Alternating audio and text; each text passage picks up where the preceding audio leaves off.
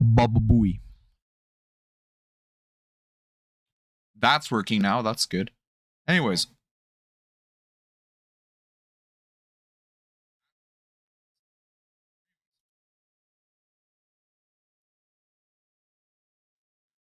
I had my stupid self open in the other tab.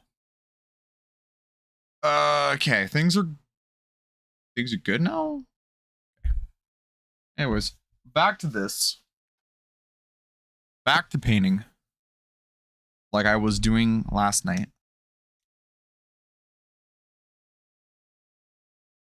And I've got some spots to touch up. I noticed it wasn't exactly perfect. It was pissing me off. So I'm going to fix that. So it will be perfect. Before I move on to the next step.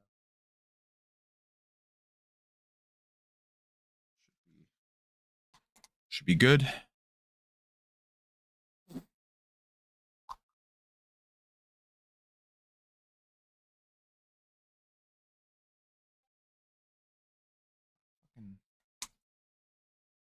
I have that muted, so it doesn't matter. Anyways.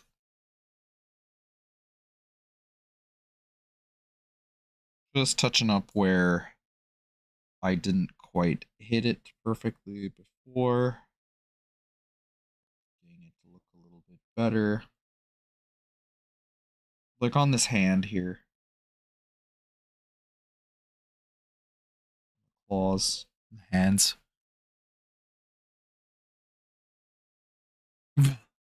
Black and mild? What? I don't know what that means.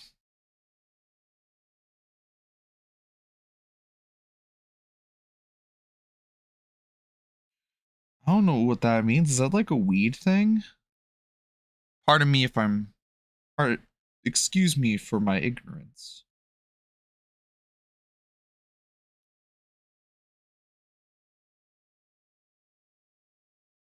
But yes, I would not doubt it if the Seraphon did partake in some sort of, you know, tobacco or hallucinogens or something of that sort. They seem like they might be down for that. They might be down with that.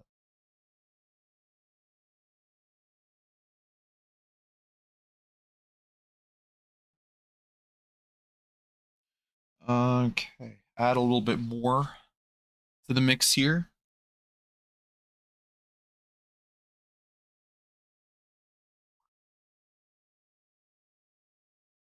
So they're like,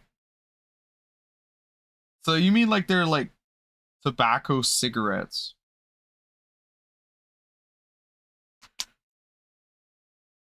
Tobacco cigarettes.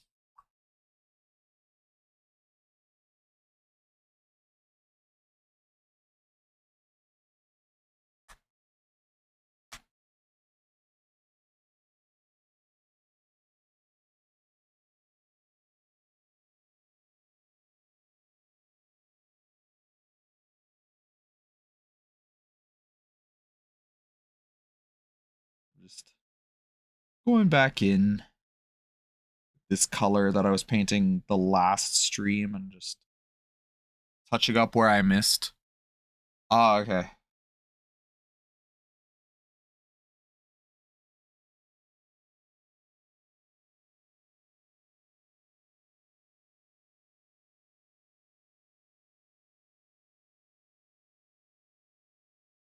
On the other side. I have to paint his taint. Though we will not see it when it's done. We won't see it. You won't see it later. But hey, at least I'll know that it's painted.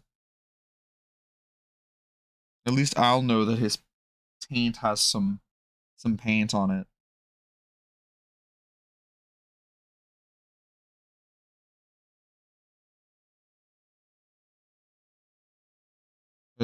His grundle has had pigments applied to it. Then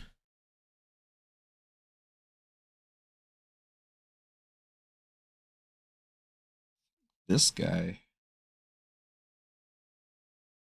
No, the other guy, this guy.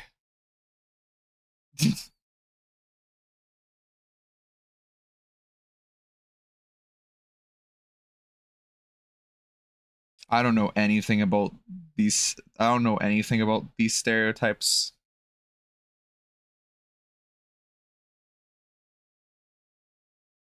Anyways.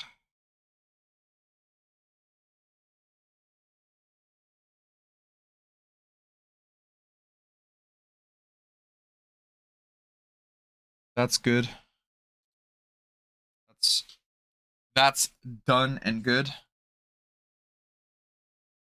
And the next stage that I have to do is paint Ultramarines blue. I have to paint Smurf blue.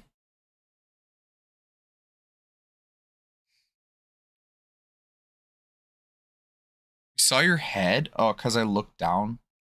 Yeah, it's happened before. My head. Yes, I'm giving you head.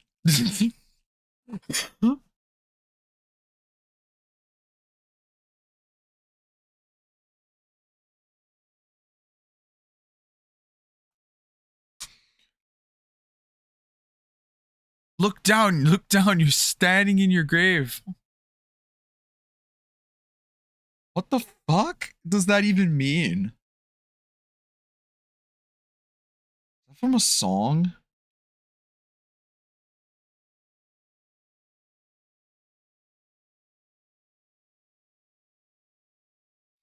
I'm adding Ultramarines blue now. Smurf blue. Needs a little bit of water, I think. Smurf blue!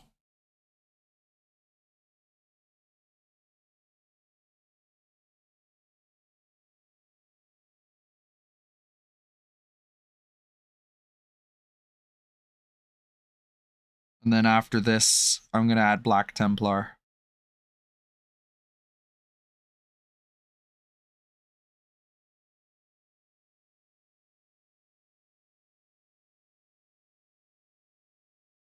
Black Templar. When I get free, you won't see me here for dust. Why do these sound like Dracula flow lines? Just imagine that in his voice. Dracula, like Dracula.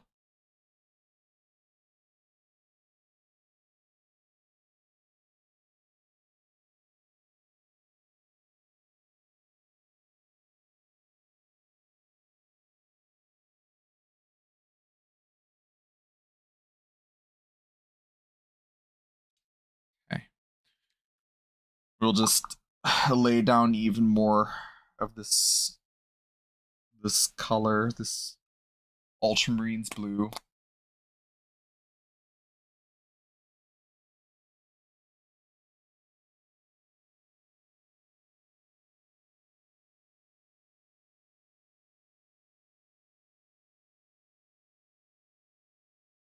Like, I don't know every song ever, man. That's like asking me, do you know Cheese Nipples by the Fruit Barfs? Like, no, I've never heard that shit in my life.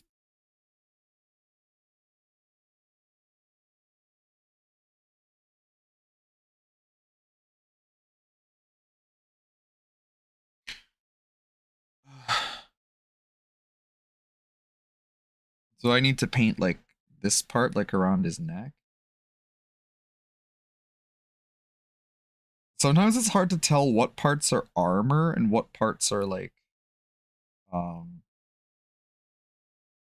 the actual skin, like actual like scales.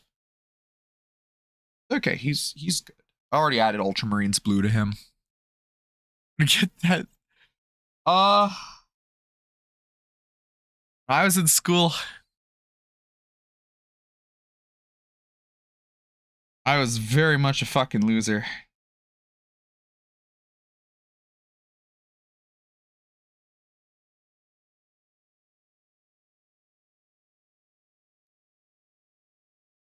Very much.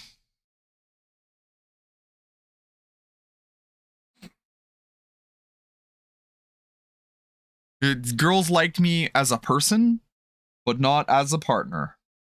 If that makes any sense. It was a bit much. A bit much for some people to handle. There weren't very many girls.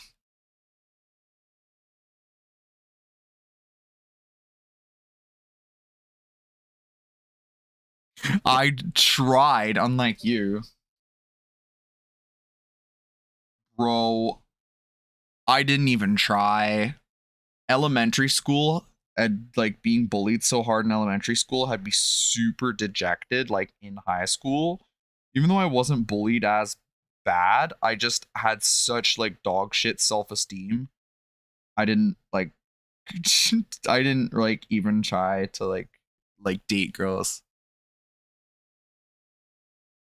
I had friends at least.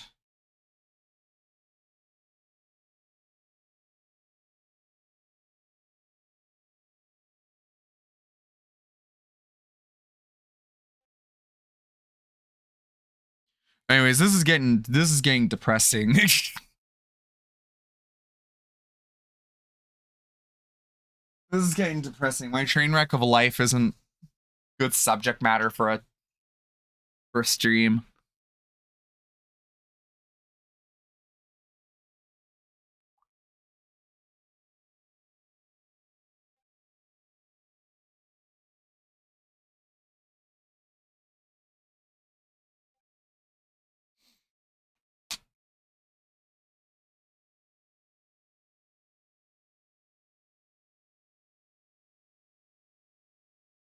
Still trying to make friends with people at work.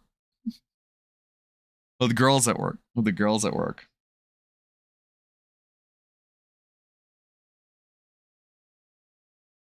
It has been a long time. It has been a long time since the hiring manager hired anyone who would be both a suitable partner for me and also single. One girl who had potential, but she's got a boyfriend. So I'm like, where do I go? What do I do? It would be easier to meet people in the bigger cities. The bigger cities.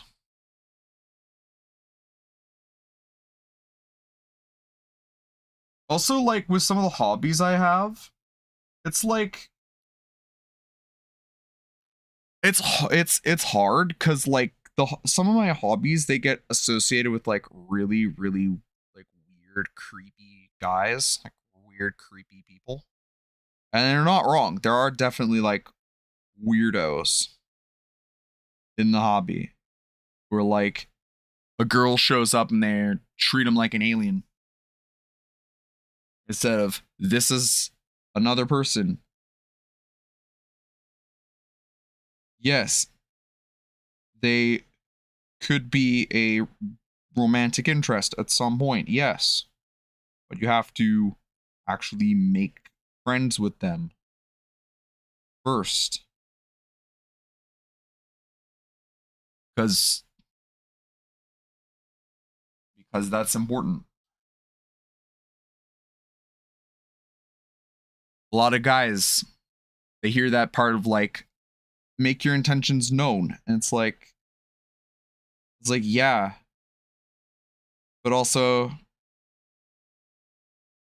just being too forward. That's weird. Just people being weird. It's one of those things that's in life, like finding partners and stuff is like it can be really hard to navigate. Especially for people who are not as socially gifted as others, right?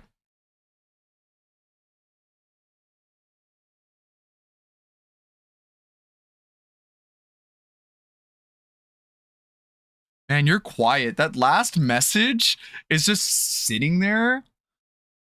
Like, what the flying fuck did he mean by that? But anyways,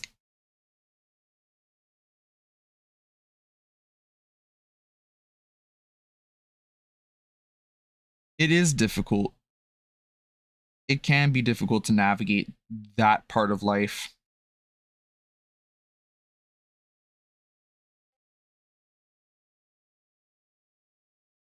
But like, part of me when I was in high school was very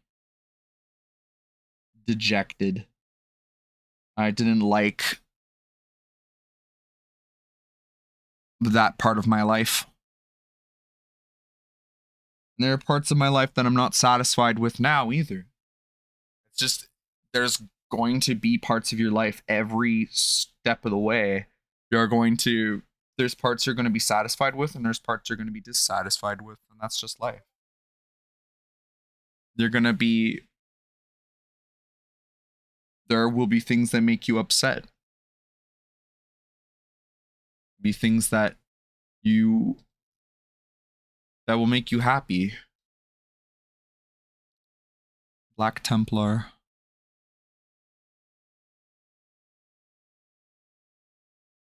Okay. So the Black Templar is the next color I gotta do. I'm gonna shake the frickin' devil out of that shit.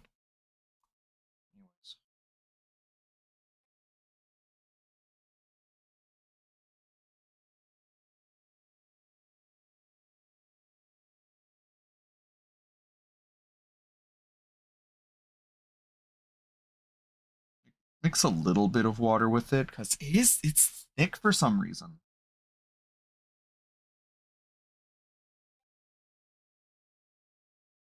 Why is it like that?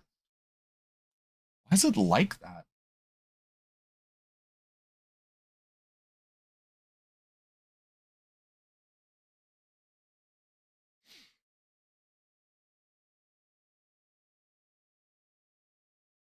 Then kind of paint along these ridges.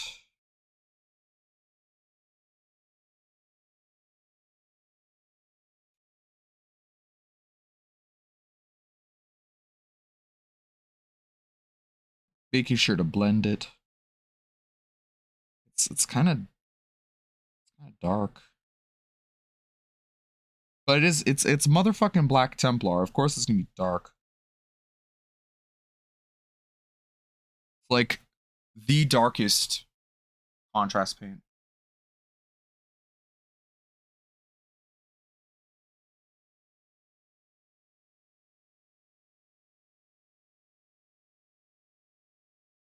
I don't mix contrast paints with a lot of water.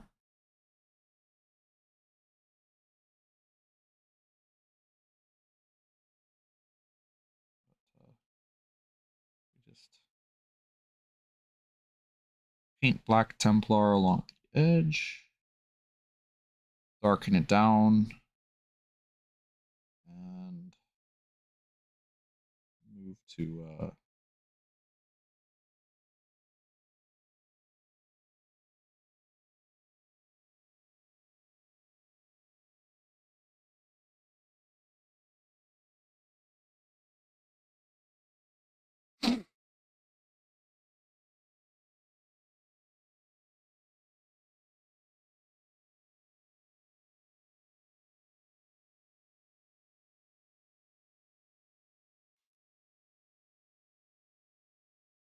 just the edges of the armor.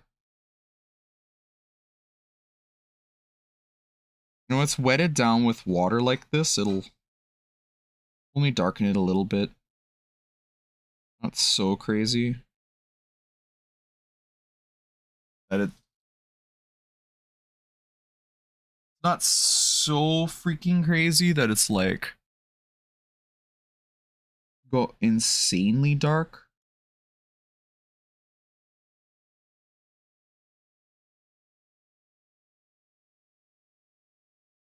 And then on the arm spikes. I just need it that.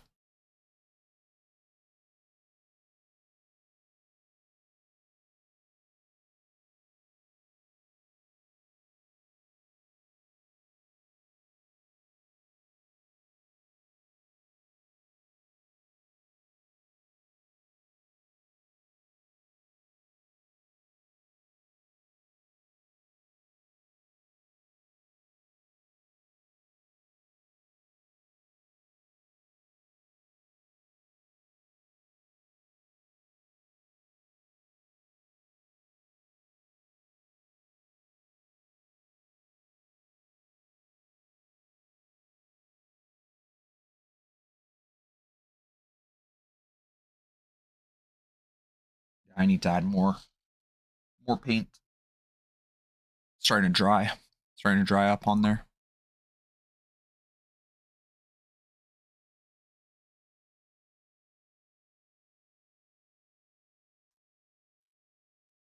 It is a very dark paint because it is meant to just be like pure black.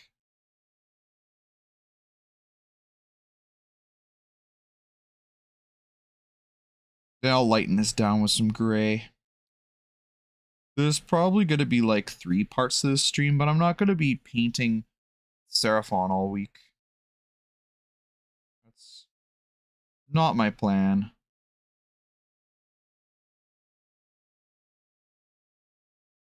I already put the schedule out. I'm going to be doing some magic later.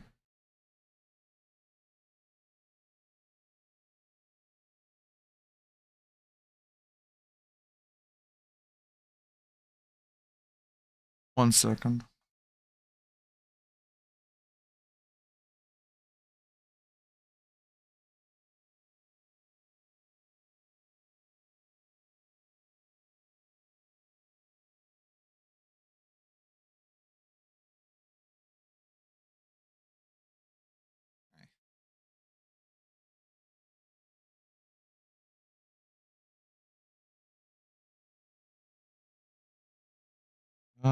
Does that look right? It does look right, yeah.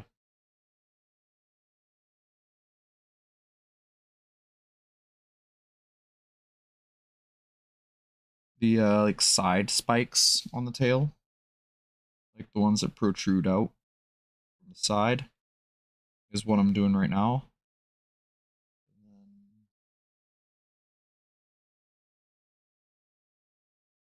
Also some of the spine.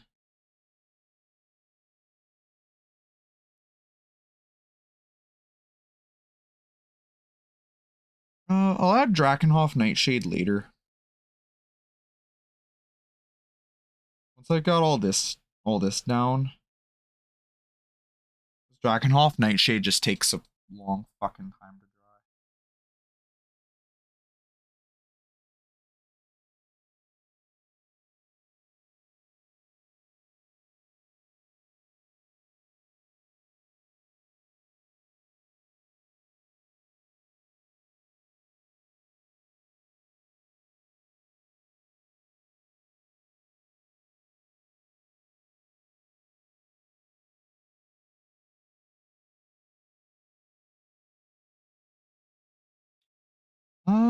Underneath.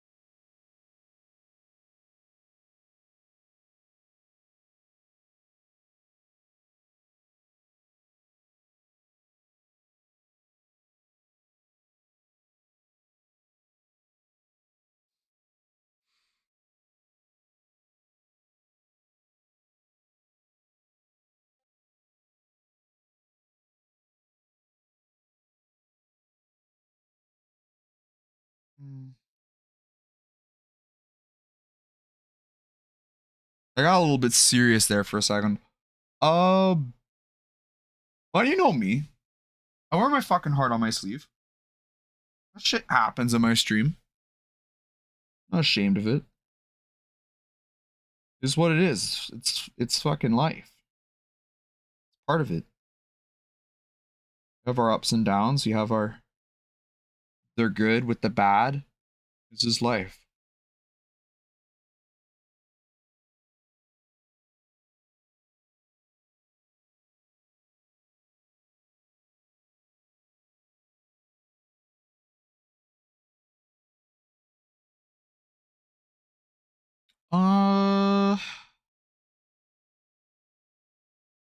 Also these spikes on the front, I think, are also meant to be.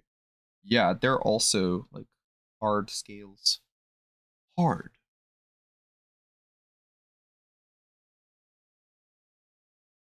They are hard.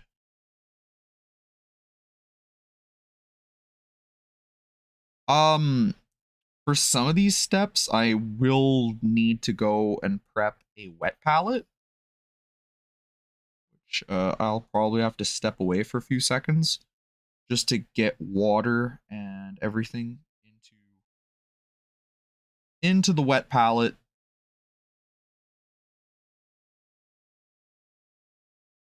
And then I'll be back. Because I need to feed that bitch water.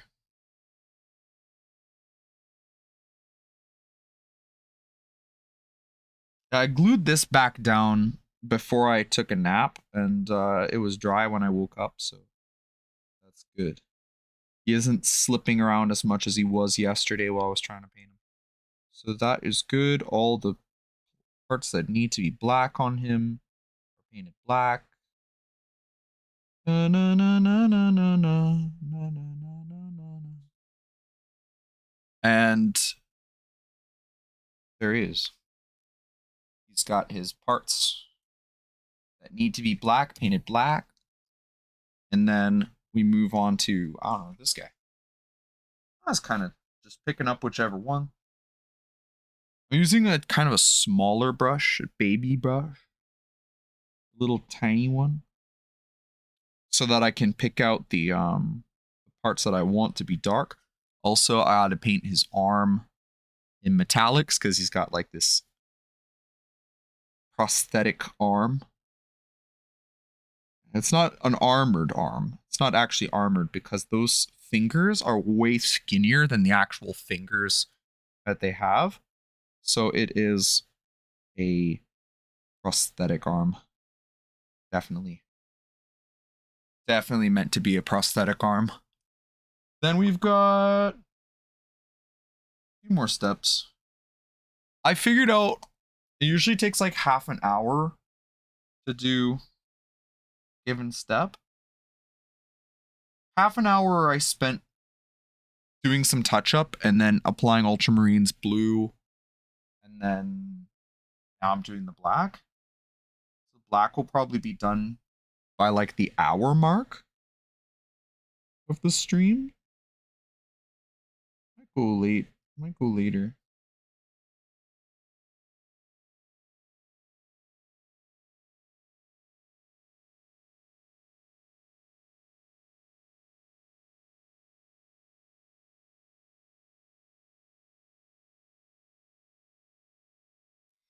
And the spikes on the back.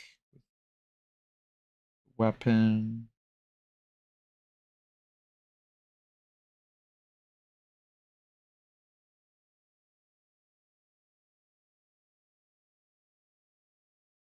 The spikies.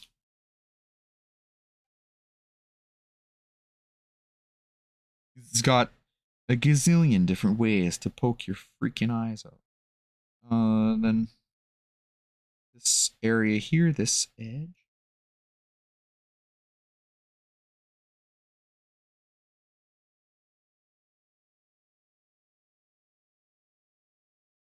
And then some of these are supposed to be metal, so I don't want to waste painting those parts that are just going to end up covered with metal anyway. The armored plates.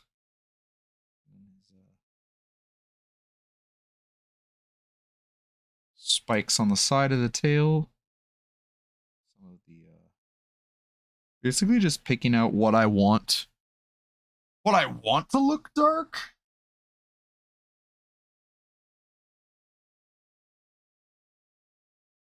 And then adding water as needed. So that's not completely dark. It just kind of darkens down the existing color.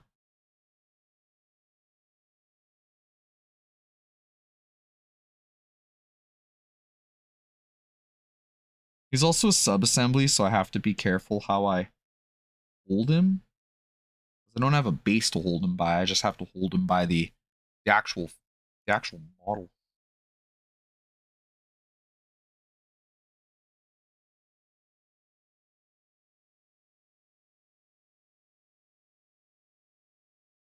Let's paint that too. There. No. Underneath I need to do. I should have done those in blue, but this will work. This will do. So it just has like some color on it. Because right now it's just gray. It's gray and white. There you go. The end of his tail is also like a prosthetic. Or it has like a metal piece on it.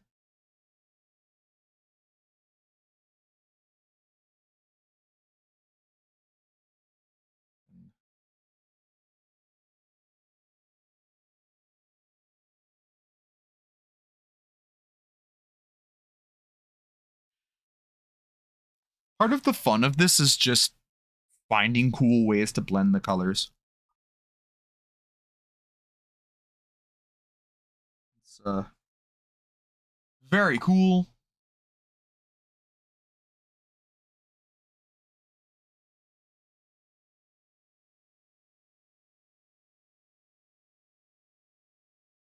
Just adding a little bit of water too, because like I don't know, my Black Templar for some reason it's like thicker than a regular batch of the like contrast paint.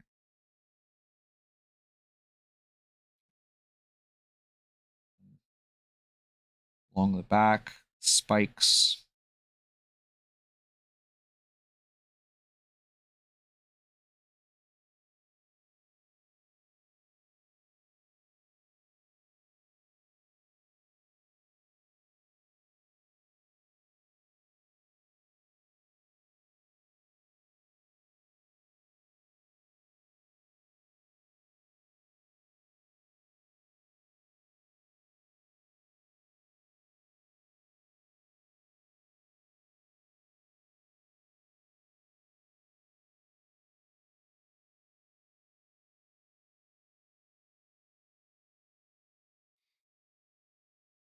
Yeah, and the top of the head should also be like a black color.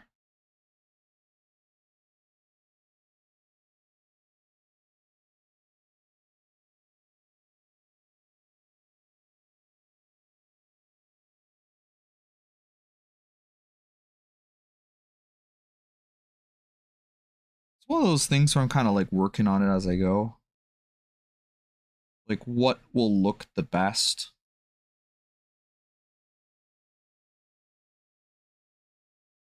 Sometimes it's just an iterative process, right? Where you're like, what will look the nicest for just this particular piece of the model?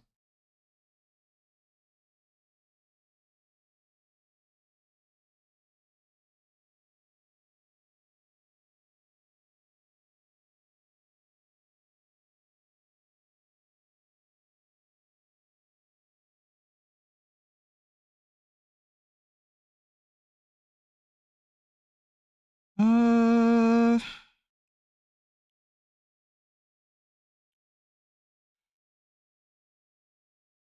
these like back of the leg, claws, like the protective plates, bone plates. That looks fine. That looks good now. Then over here, I gotta do a croc score. Just trying to do, you know, batch painting, right? Just it's 14, a set of 14 models.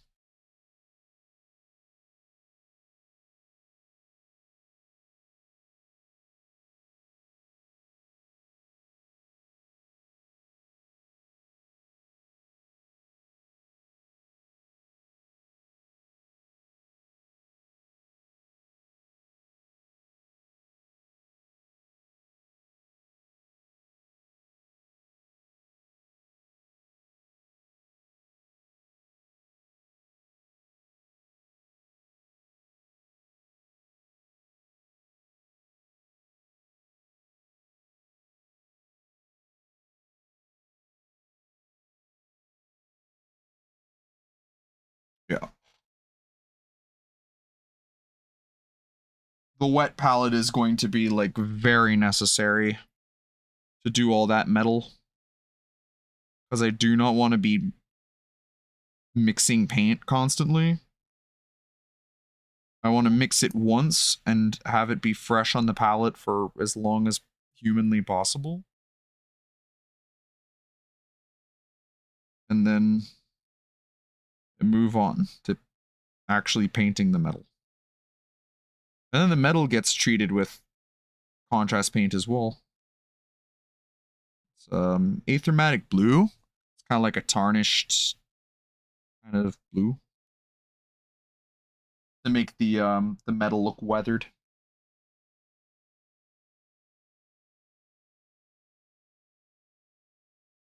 I'm just trying to get in under his scales, so anywhere that didn't get hit before, get some shade. There you go. Beautiful. Moving on the edges of the spikes and then on his arms.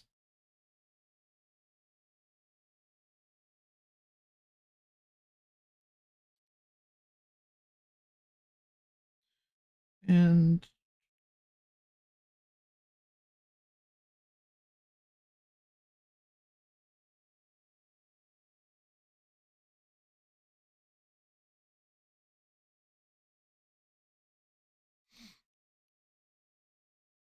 the spikes along the edge of his tail.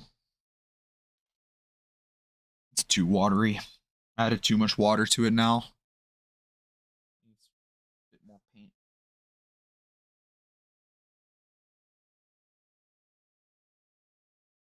There you go. That'll be a bit better going forward.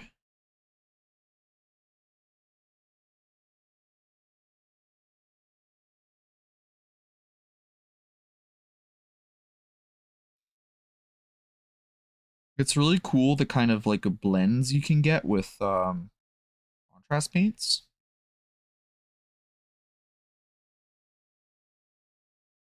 So blends that would take like a stupid long time with traditional paints take a fraction of the time with contrast, and that's really cool. There we go.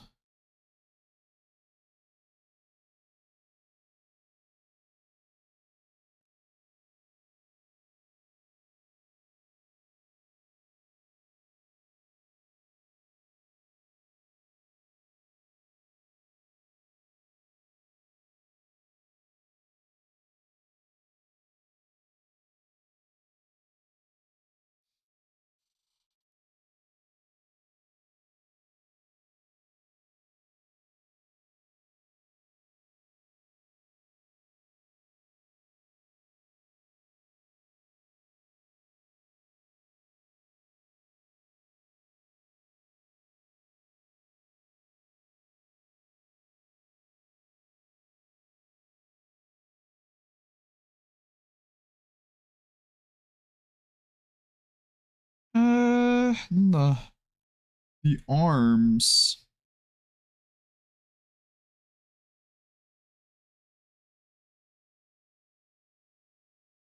Here. His head too, I think. Yeah, I did the head already.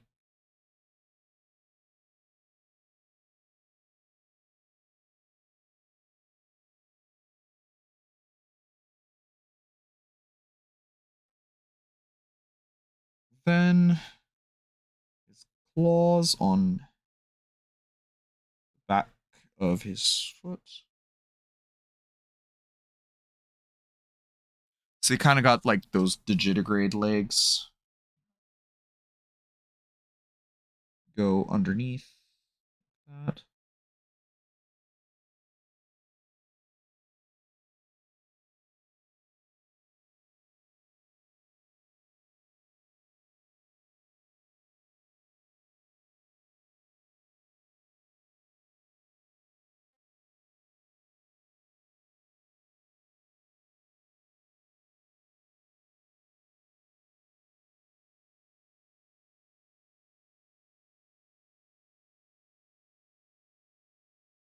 Who's messaging me?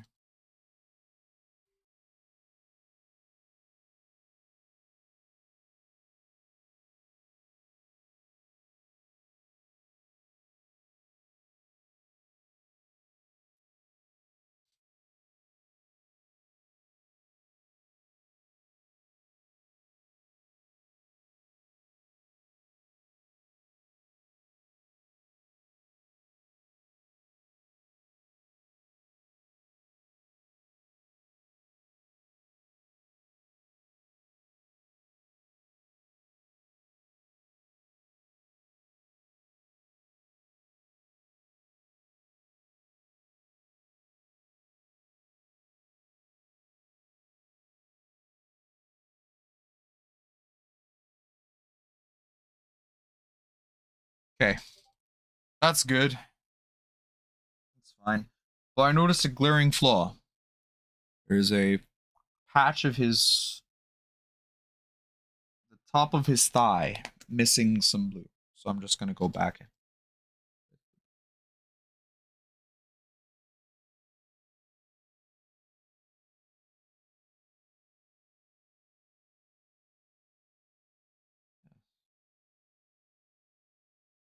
That Yeah, that works. That's fine. Let's spin him around. Bottom of his heel was also missing some of that. Darken it down. Blend it in a little bit more. Beautiful. Croxagoras have their black painted. One Croxagor, he's like behind my head. This is the one that's already done. He was kind of our test model. And yeah. Followed a tutorial to paint this. Would I have been able to figure out how to paint these Croxagors without that tutorial? Maybe. It wouldn't look nearly as good. I'd have to plan it out a lot beforehand. Before actually doing them.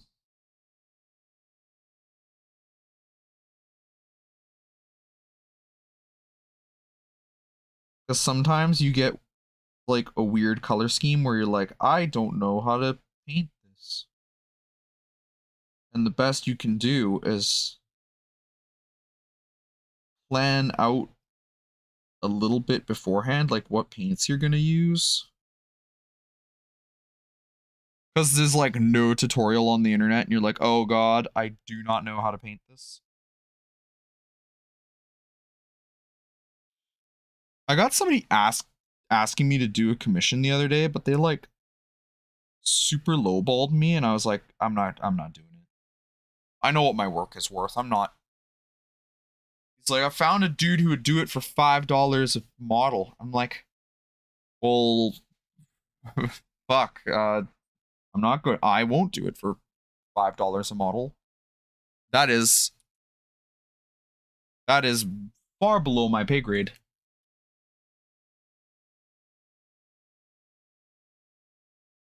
It's like $5 a model is going to get you base coated. Not even shaded. There'll probably be one coat of contrast paint and then he calls it done for $5. Like, I want salamanders.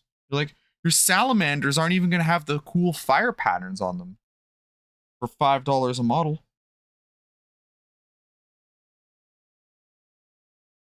Are you smoking?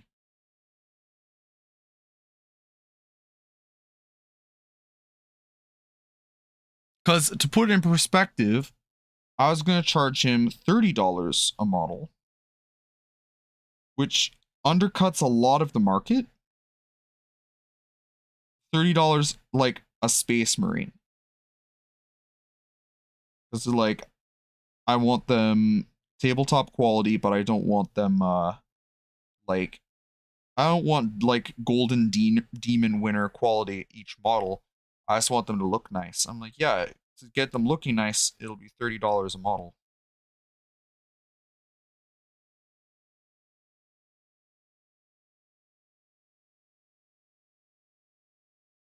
Sometimes it's hard. It's just it's hard out here, man. Fucking Wild West. Trying to get commission painting.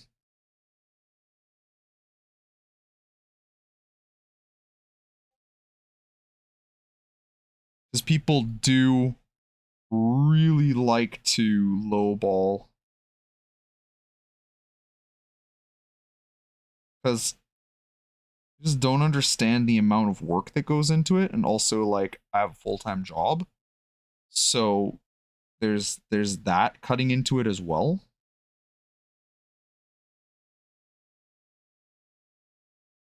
Like, we set up a deadline, I'll try to hit it, but full-time job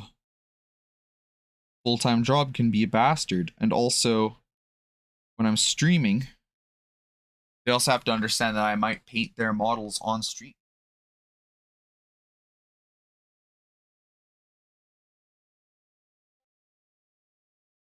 I haven't painted a commission model on no, yeah, I did. I painted those Death Shroud on stream, and that was a commission. Pretty sure the client didn't care.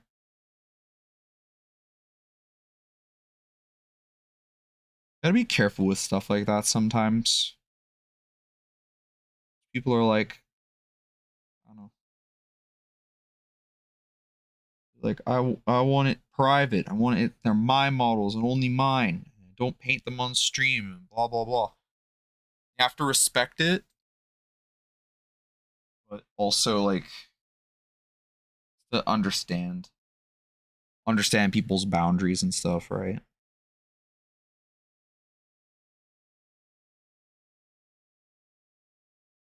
Their weapons? It's said to do them in Black Templar, but I'm gonna do the weapons after. Once I've got all the scales done. I just want to get that done. And then the tips of the weapons we do in gold. Where the fuck did King go anyway? He just kind of like fucked off.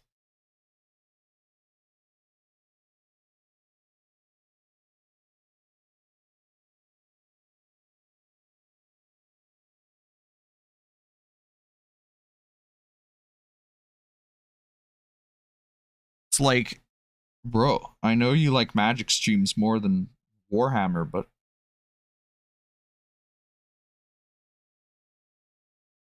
I know my guys. I know my dudes.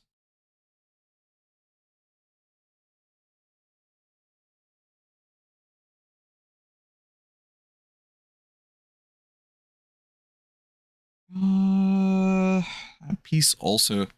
Sometimes you notice things as you're doing another step, like you're moving on to the next step and you notice something and you're like, fuck! You fucked off. Unlike you. You fucked off, nerd. I don't know what you're talking about. I've been here the entire time. I've been here the entire time.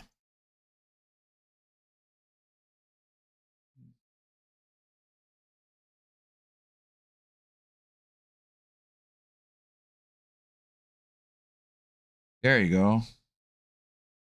His leg. Because for some reason that part of his leg wasn't painted properly.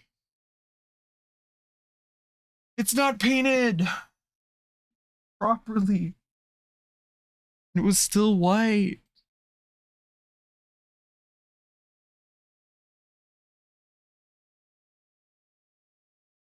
I will actually have to fuck off in a bit here to make the wet palette, because I'm going to probably move on to the metallics. No, not the metallics yet. There's other shit I have to do before the metallics.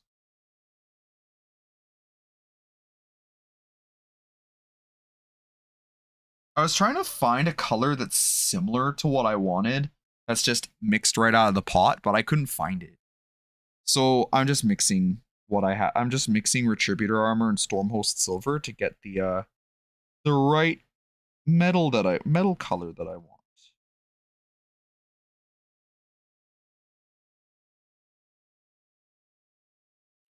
Also, the big dinosaur still needs to get some black painted on him.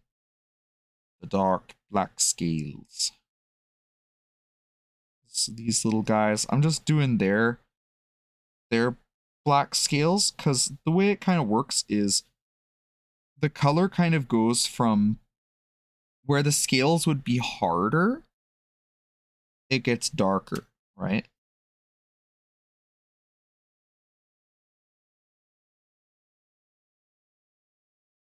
The scales are much harder in certain layers and layered up in certain places, so they are darker. So it's kind of meant to imply that like the black scales are harder and thicker than the blue scales under that are around. And you can do this with like Tyranids as well, but it's not something I ever really tried with Tyranids. Or tried that like contrast blending method. With Tyranids, I typically use the contrast blending on like their talons and stuff to get a cool blend. I've seen some cool red blends done. But I like my behemoth color scheme I do for my Tyranids. I don't think I would ever really change it drastically. I'd change it slightly when I find like a new painting technique I like. But I want everything to, you know, be cohesive, right?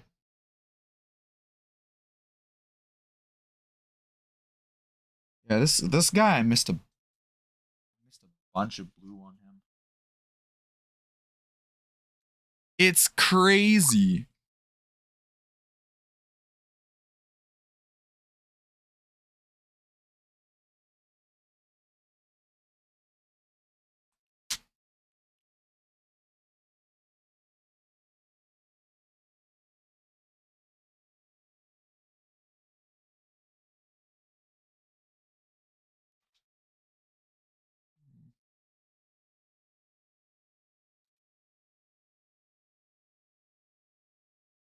I missed certain parts of his leg here. I'm just going around the inside of the leg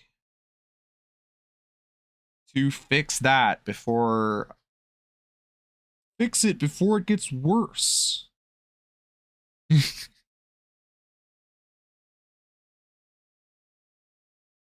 Yeah.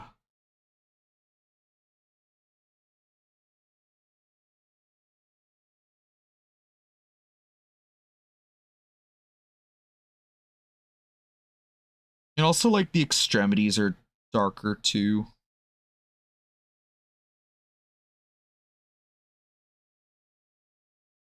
But this isn't like the be-all end-all to the color that I'm going to add to these guys.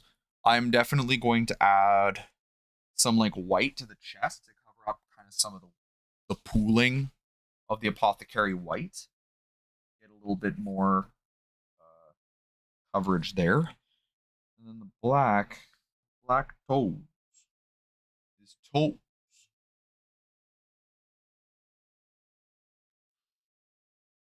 Do yeah.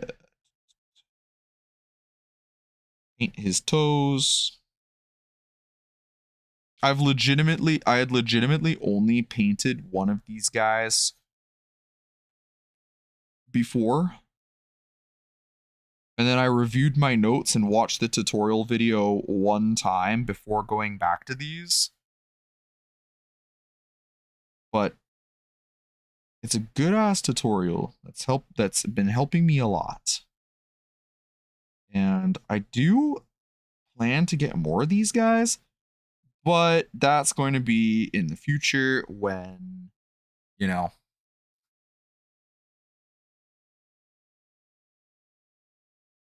that's going to be in the future when I don't have a bunch of expensive shit that I need to pay for in the near future. Because Warhammer can wait. A fucking house cannot wait. A fucking car potentially also. Once I get my license finally. Because that's far fucking overdue. That's also a factor. It would be nice to have one. You just drive to the next city, like, they like to do kill team events in the next city over from us. Well, not the next city over, the city over from us over. So like 2 cities away. I have to drive through like this little tiny town. The town where I used to live, actually. You have to drive through there to get to the town where we play kill team. And I haven't been able to go yet, despite being in that group chat for what feels like fucking ages. And I'm like, yeah, I'll one day I'll show up, one day I'll come. And then I never go. Because I'm always working that night. Or if I'm not working, it's just really far out of the way on the bus. So having a car would kick fucking ass. I'd be able to drive there on the highway. But the thing is, I would still need to get my learners. So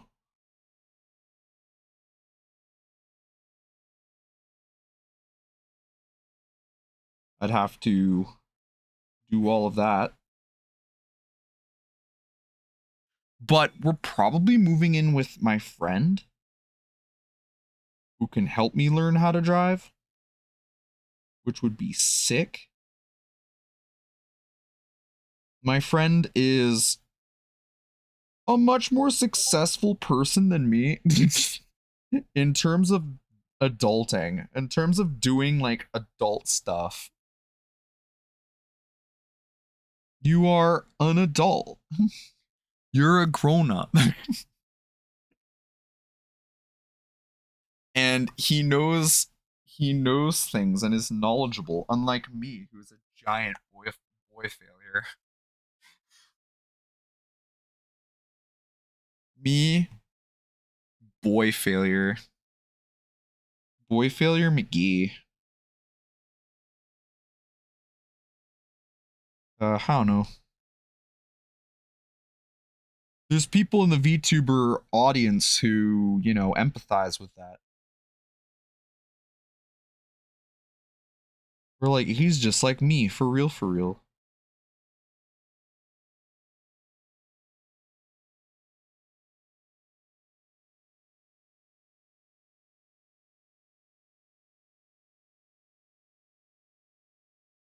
I do want to test that fucking deck, like Golgari deck, before I actually play it on stream. It's been doing good for me. But I've been running into Azorius players. And Azorius players are the fucking devil.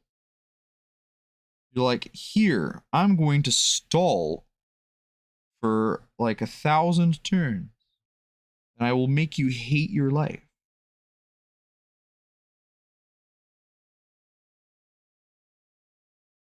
Those quests where it's like, play this many blue and white spells. I'm like, don't make me do this. Don't make me become the enemy. Don't make me become what I hate the most.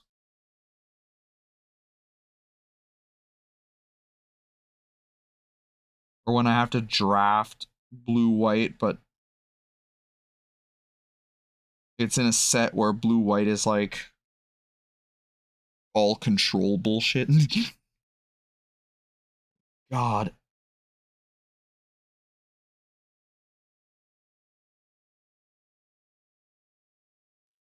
Like, I don't hate playing Azorius. It's just, it is probably one of the more like less stimulating like strategies in Magic.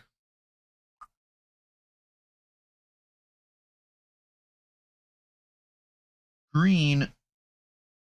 I have a buddy who he loves Azorius and shits on me for playing red green in practically every commander deck that I have except Megatron. Like, hey man, at least I'm not, you know, I'm not the fucking pigs, man. Like,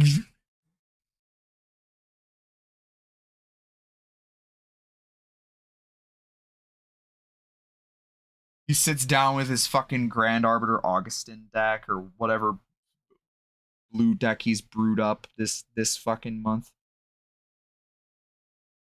Start blasting "fuck the police" out of my phone.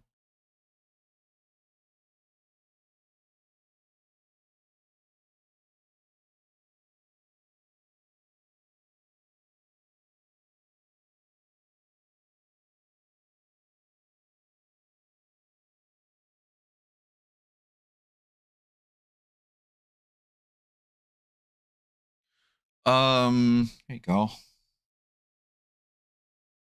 Added some more black. Next, to add the black. This guy, he ended up really dark.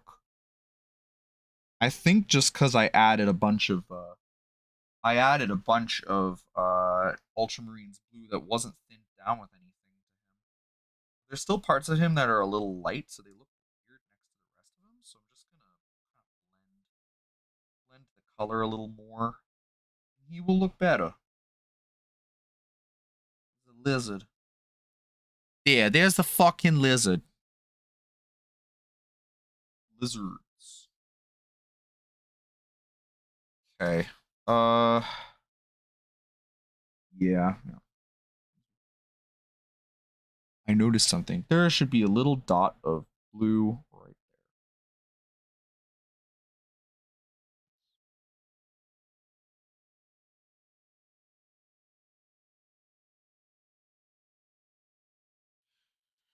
there. There you go.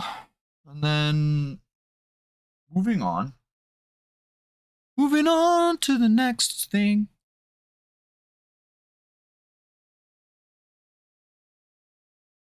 To the next color.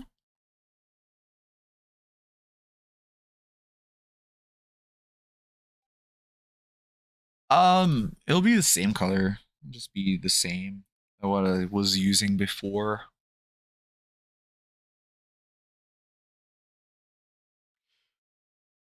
Yes. The same thing.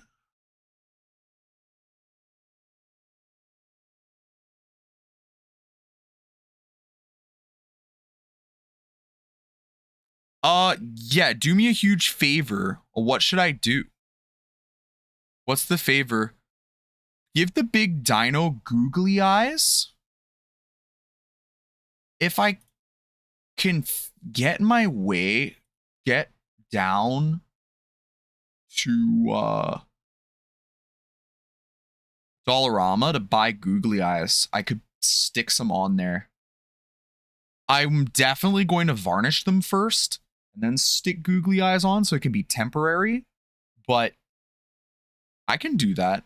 I'll take a photo of him with googly eyes. I just have to remember. I just have to remember to do that. Googly eyes. Dude, that would be so funny. I don't want them to be permanent though, because I'll be like, yeah, it's funny for the bit, and then like take them off. But it will be there. It should be there as an option. But the problem is you can only really buy googly eyes in like big packages. I'm like, I just need 2. It costs like $2. It costs $2 to bring him to the Spearhead with fucking googly eyes on the first time. Just bring him with the googly eyes. Dude, that shit would be so fire. Yeah. But the actual eyes are gonna be like glowing blue, like eyes like this. Like everybody's gonna get like these like cool glowing eyes. But the googly eyes, I can do it. They will be blue tacked on. But I can take a photo of him with googly eyes. And take a photo of him with fucking googly eyes and put on the various social medias I have. Dude, put on the Seraphon subreddit.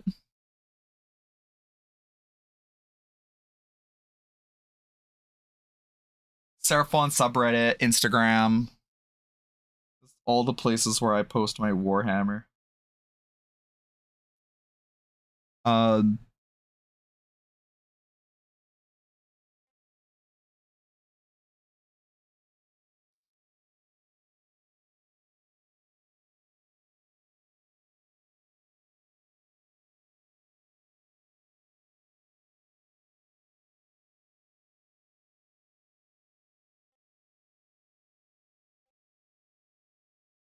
If I could find small enough googly eyes, imagine I give the entire Spearhead googly eyes. Or I Photoshop googly eyes onto them.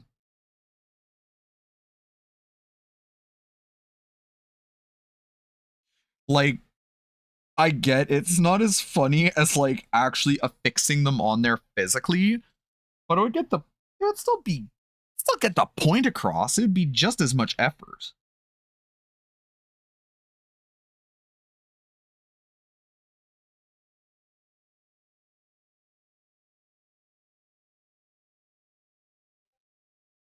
Yeah, but I find that fun. Like the idea of like getting them to look like Muppets.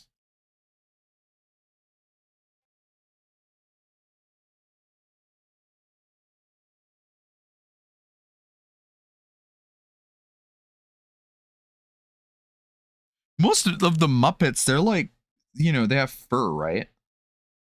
So like a Muppet with scales would be really interesting.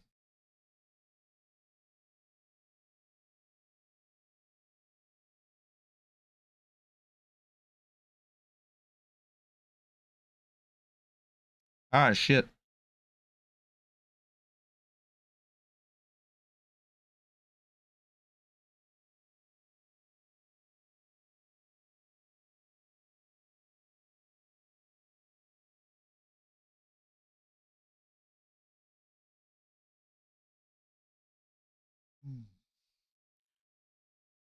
Googly eyes and goggles.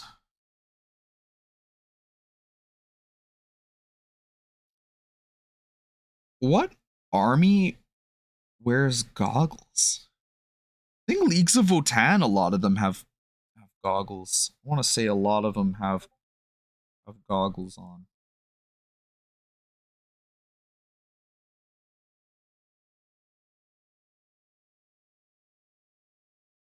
I need to paint his arm. It's the arm that's inside of the shield. I probably also have to go back and do all the claws on their hands. Paint them black, because I've been neglecting that. But it's not a huge deal. It's not the end of the freaking world if I don't paint those until after It just makes things a little bit harder. Just a little bit more difficult.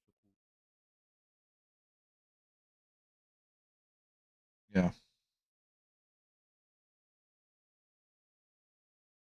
Just saturating the color a little bit so it looks proper. Then I'm going to be going over like the scales where it's dark with the fang and the lighter scales with rust gray to kind of accentuate them a little bit more. I'm going to be using a really tiny ass brush to do that. But see, the one that's complete, each of his scales kind of got a little bit of individual like edge highlighting done on them. If it'll focus. So edge highlighting done on that. Edging. We are edging. Initiate edge sequence. Initiate edging sequence. We are edging now.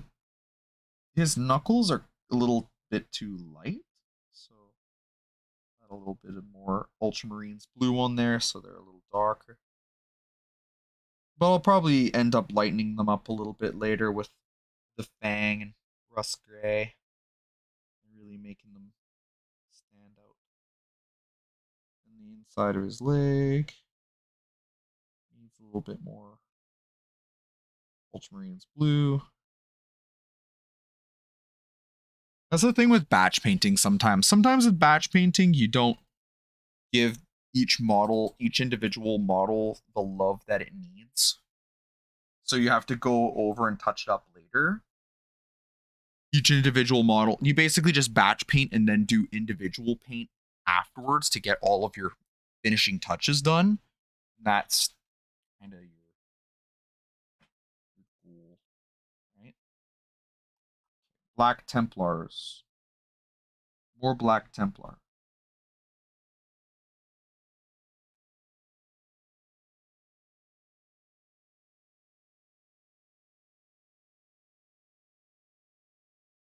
Black Templar. What is this one?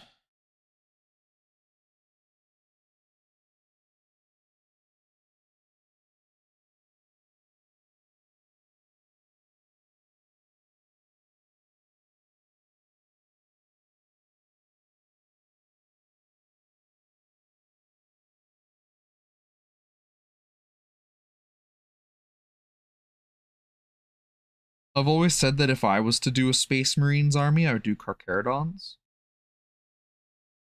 They seem really cool.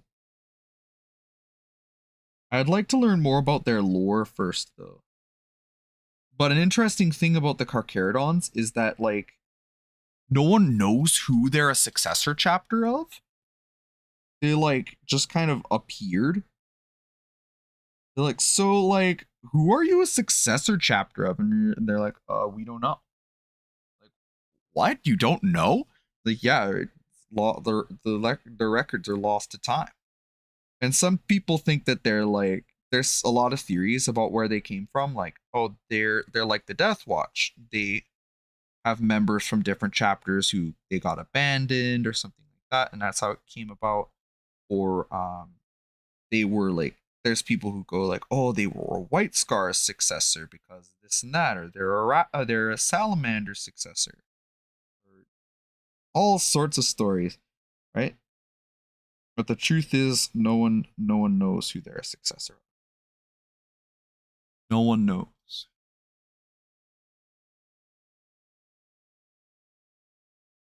There's a lot of fan arts though of like the Carcharodons having like giant statues of Gura and shit. It's so funny. You're like, who is that? Like,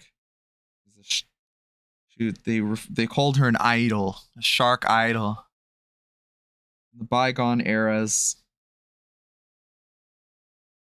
third millennium stuff. She was revered in the third millennium. That's why we make statues of her. I love that shit. It's because it's just so funny. combining like Warhammer, which is such a like a violent, dark and gritty like universe, with something so cutesy like that is just very, very fun. And then there's people out there who'll be like, you shouldn't do that. It's against the spirit of Warhammer. And you're like, Warhammer can be whatever the fuck you want it to be. You can paint your army however you want. And just like anything else, this is gatekeeping. It's just bullshit.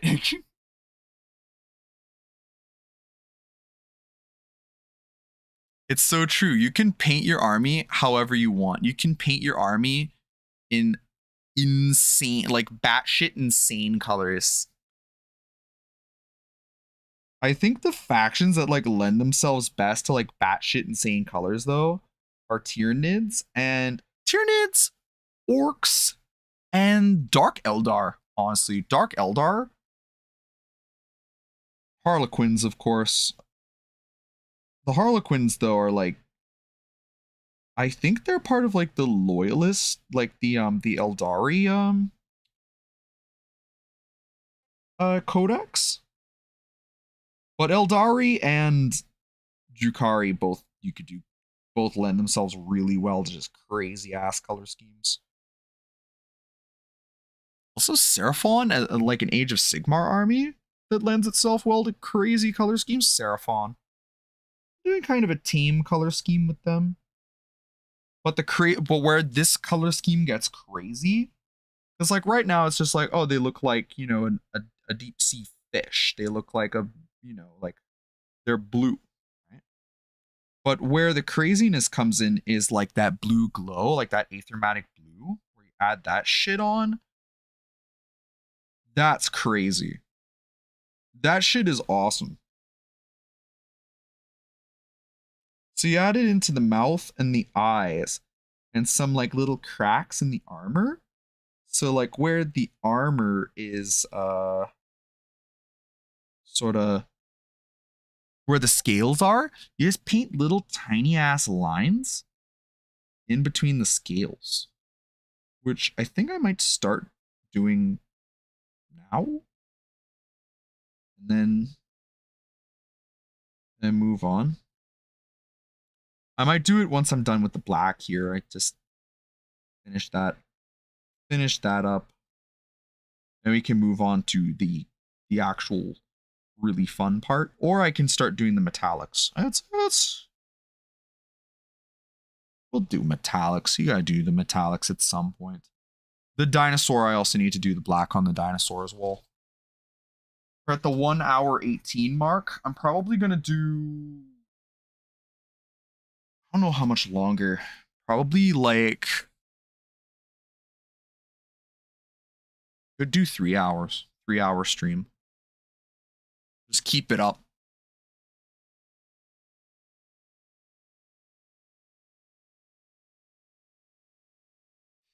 There's only a couple more guys to add the black to, and then the dinosaur. Giant dinosaur.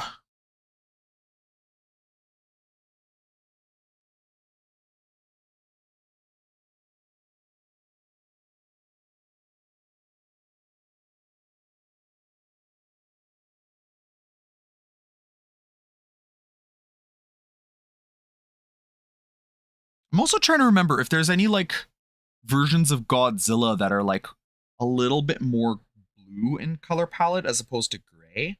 Because usually he's like really, really dark green or gray. But my brain is telling me, oh, there was a blue one. Or there was a blue Godzilla. And you're like, when? When was there one? And you're like, there was one. Just trust me. My brain keeps telling me, and I can't remember exactly which one. Or if there even was one, or if I'm just having a weird fever dream. There's one that was blue.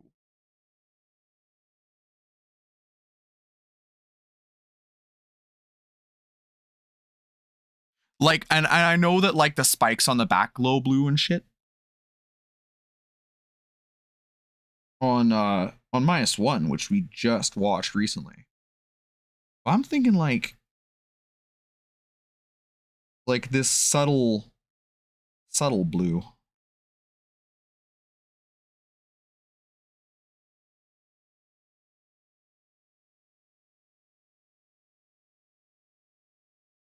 Also, a hard part of painting these guys is going to be painting the bases after the fact. God, painting the bases after the fact is going to be so hard. I also need to get a little bit of Drakenhof Nightshade to touch up some of the parts on here where it's a little bit too light. I need to get in there with some Ultramarines Blue. Ultramarines Blue is good.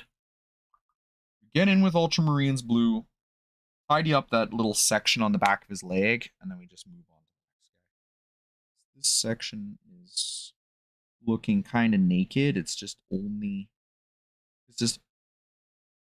very light, so I need to kind of darken it down. Just looks like too much of the primer is showing through. Yeah. It looks a lot better. Looking a lot better that way, eh? You probably can't see on the camera, but it's the inside of his leg that was kind of fucking up. And then we got the drummer. The drummer boy. Drummer, you are very important. I haven't played a game of Age of Sigmar yet, so I don't know what role the drummer plays. But I will learn. I want to paint my army before I learn how to play. Like, I know, that's kind of weird. But I'm like, I don't want to go in and play with an unpainted, naked army. I want to go with a fully painted army. And everyone will be like, yo, K-Mac is so cool. He painted his whole army before he even learned how to play. Isn't he cool? I don't know. I don't know if they'll react that way. I'll probably get some compliments about my paint jobs, though. People like my paint jobs, and it makes me feel happy that people like my paint jobs. That's part of why I want to start streaming and show how I do things and how I paint things, because a lot of people like my paint jobs, and I was like, well, what if I started streaming it, right? Because before I was just like, oh, streaming, you have to stream games. You have to stream a game. And then I saw people like doing hand cam streams, and like they were streaming paint in Warhammer and shit. And I'm like, you can fucking do that? I decided to branch out a little bit more. Because way back, my content was more like, I was always playing like Apex Legends with my buddies. And I was like, Apex Legends is such a fucking saturated ass game. Everyone plays it on Twitch, and a lot of people, they get nowhere because it's saturated, and there's a bunch of people, and they've already got their streamers that they watch, right? They got their guy or their gal that they watch who plays Apex. Like, what is incentivizing somebody to watch somebody who isn't even that good at the game play? You want to just see me fail, right? Like that kind of a thing.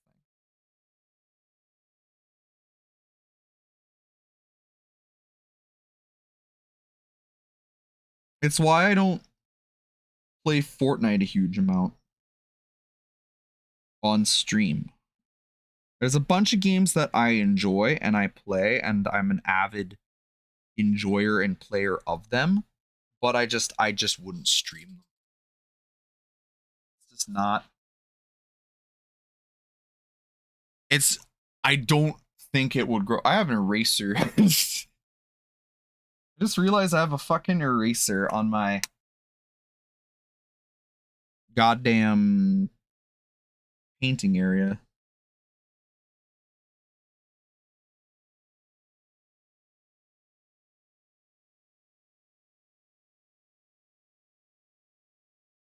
And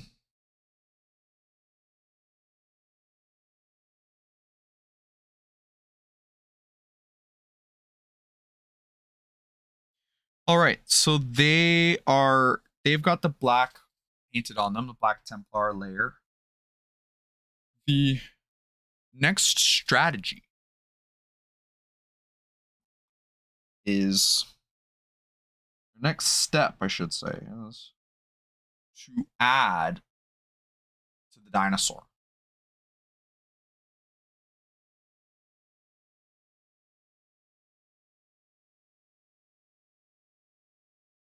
And then the dinosaur will get some on the back of his arms. Back of the arm. So kind of where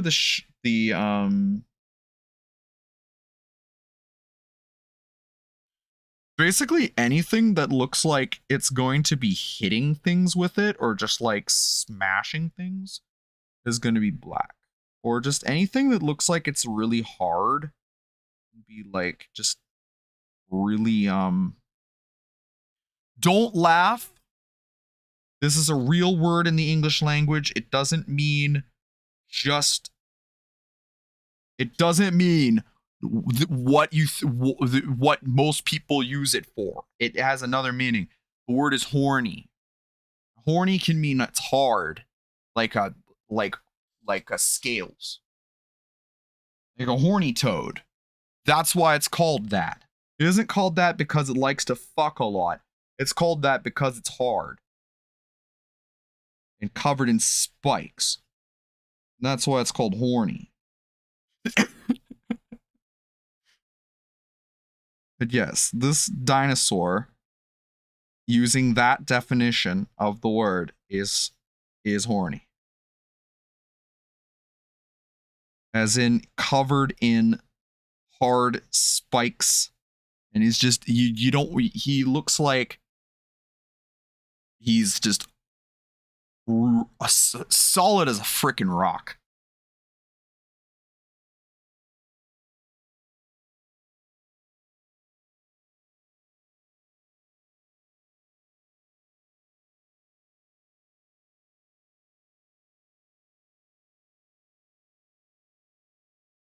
That word does like he said horny. Like words have other meanings.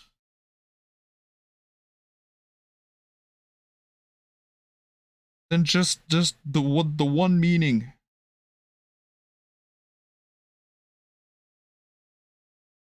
I'm going on a rant now, I guess.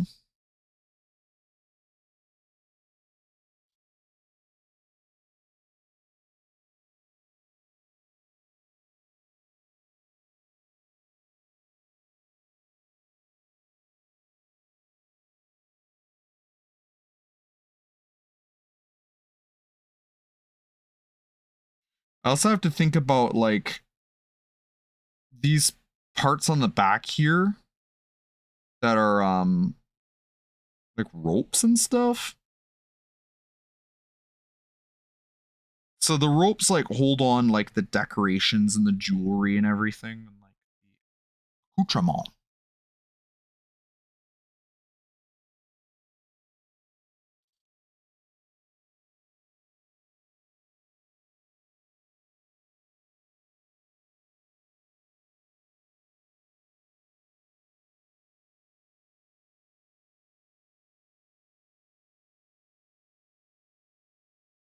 So I just have to paint inside of that for later. Dinosaur.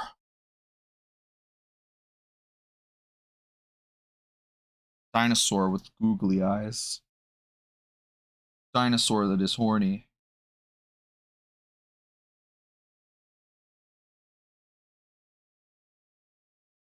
Horny meaning covered in thick scales.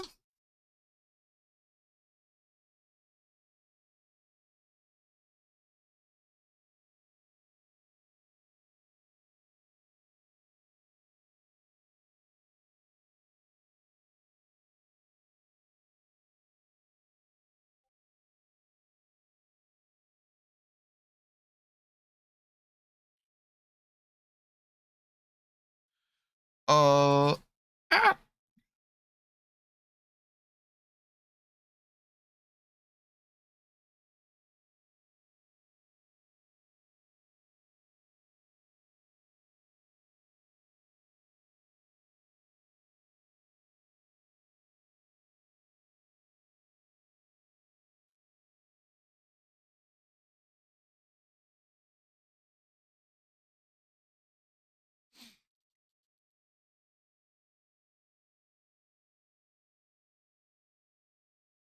An hour 31. Now, on to the scales on the head. The scales just behind his head. See how the scales behind the scales on his vertebrae behind his head are thicker and like more pointy? That's to protect his head from something trying to bite it. Now, what could be so fucking huge that's trying to bite this thing's head? I don't know. But it's enough to give somebody pause. It is enough to make me go, holy shit. That is scary. That's kind of fucked up. As my friend Caesar would say, that's just a little bit fucked up. Maybe just a little bit fucked up. That's fucked up. But only a little bit. How fucked up is it? It's so fucked up that it's doing cowgirl position. I don't know. That's like fucked and up, like upwards, like it's going upwards. I don't know. Why do we say things are fucked up anyway? It's like that phrase is just a weird phrase. Fucked up. It's fucked up is what it is. The phrase fucked up is actually literally fucked up because it doesn't make a lot of sense.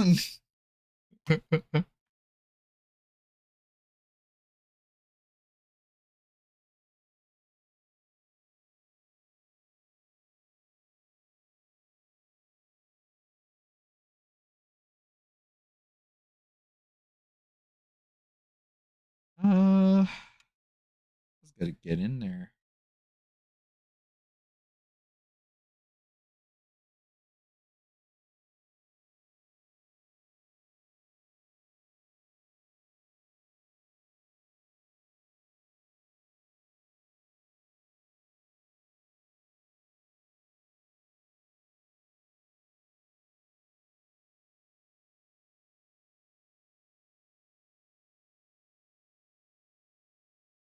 Then more black.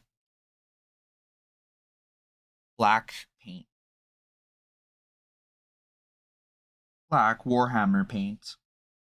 Black Templar.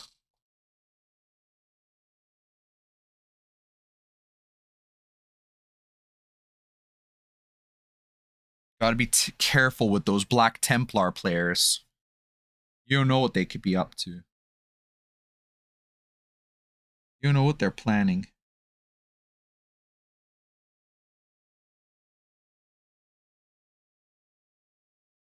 They're gonna hate on me for playing Tau again. Gonna call me a fish-faced, call-me bastard. The only Black Templar player I know, he's fucking cool. He has a full Black Templar cosplay, which was like, that would normally set off some red flags, but this guy is very, very nice. Could be just because I'm white, but like, I'm just fucking, that's terrible. I shouldn't have even said that. But that is a stereotype against Black Templar players, which is appropriate because Black Templar players tend to stereotype everybody else.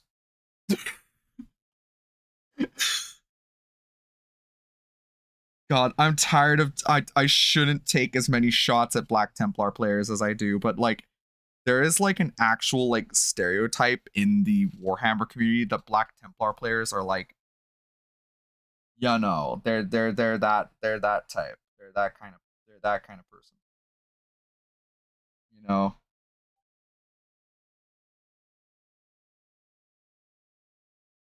it might be a little bit unsavory.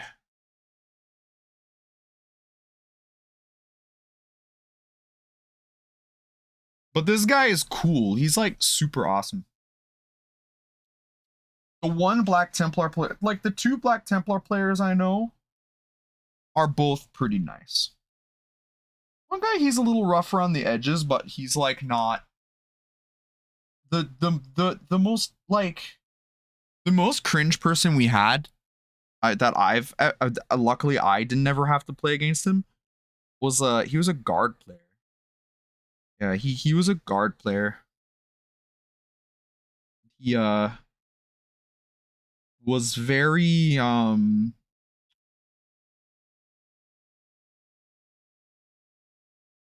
he was basically every kind of ist that you could think of. Racist, misogynist, you know, ists. All the ists. All the bad ists that you don't want a person to be.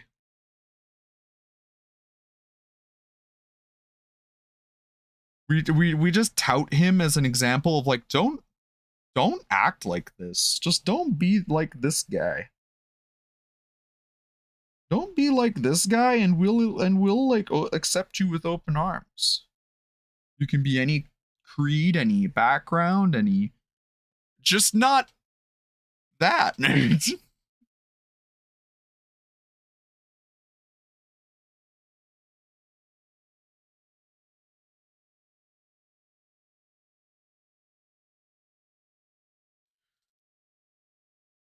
That's kind of like the Warhammer community in a nutshell. It's just like the internet exacerbates weird aspects of the Warhammer culture. But when you actually like get out there and play Warhammer and like meet people who play Warhammer and do that shit, join a community, you'll find that most of the people are freaking chill. The average Warhammer player is a freaking 30-year-old guy who's married, has kids, and just plays Warhammer as like just an out, just an out, just a fun hobby. Because some of us, you know, some of us are not the most athletically gifted people, so we have to do other things. Have to, you have to have other outlets. The only athletic thing I really do is swimming. That's what I like. I just like doing that.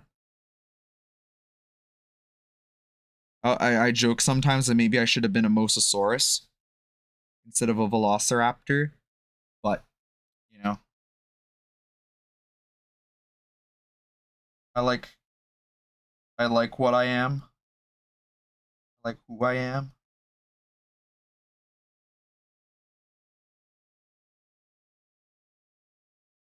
I need more Black Templar on here. More Black Templar on my palette.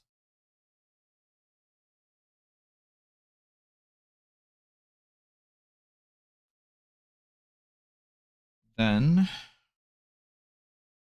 go over the claws. The claws will get touched up with some lighter colors, lighter grays when I go back and do it later, more steps. There's of course more steps to do. It's not Warhammer painting, you don't just snap your fingers and it's done.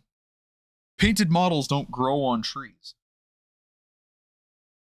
Although you can find things growing on trees that you can use for your models. Like, but you have to dry them out. You have to have like a, I forget what it's called, but there's like, these dryers that people use for like preserving stuff.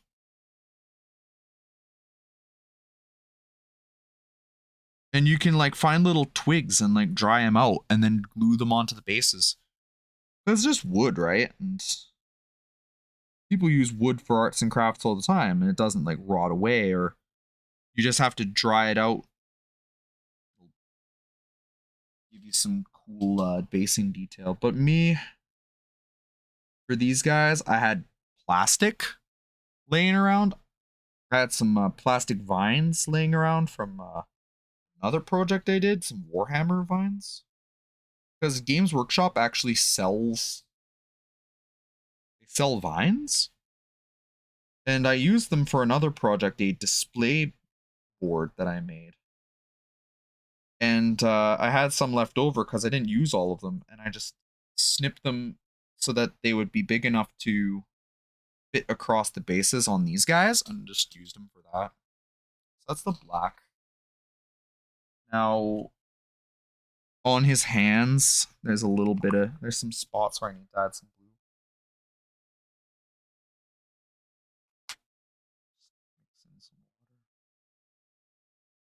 There you go. Add some water onto his hands. Onto his hands.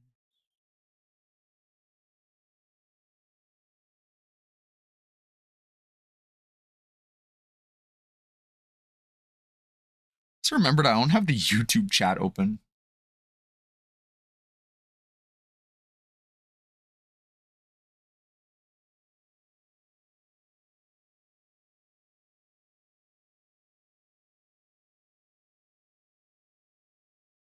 Like, of course the YouTube chat isn't as like active because YouTube is like so small right now. I have like 19 subscribers on YouTube. Because I've been a Twitch guy the longest time, right? And just haven't spent any attention on YouTube. But now that I'm trying to do it, I just have to find ways to grow it, honestly. Probably tomorrow I'm gonna be devoting some time to like getting on the Discord servers and the other VTuber Discord servers, and like just gauging interest, seeing kind of where, if there's Warhammer content creation Discords and just like shit like that.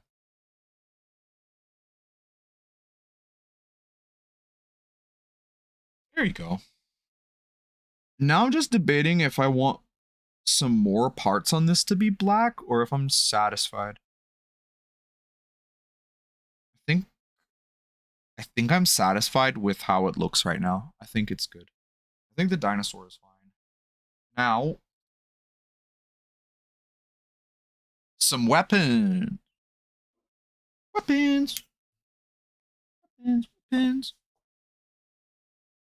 Okay. So the weapons. Shaiish purple for the weapons. Kind of like, you know, an obsidian kind of color. Dark purple, geode kind of color. Because the these guys, they sort of their lore is that they tap into gemstones for their powers, which I think is cool. What little of their lore that I know, they do have some gemstone magic going on.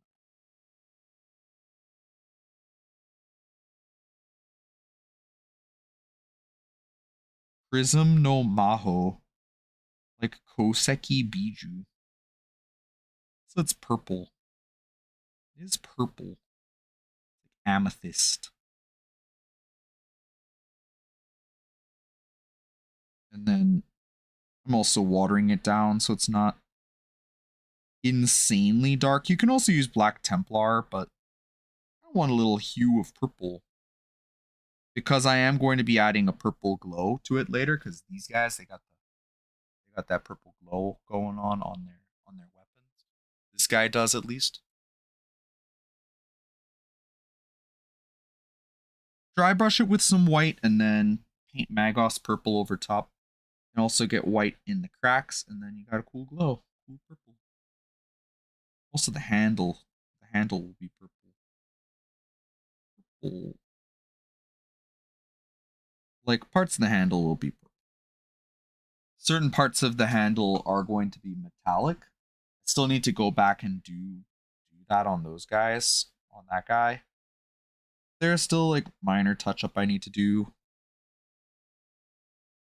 Because I did paint him as just like a sample like years ago. Not years ago, but like it's probably like a year and a half ago that I did it.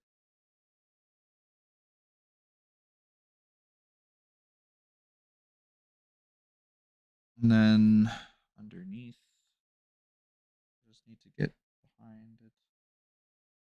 And then in this section, just load the paint down, the brush down with a little bit more paint.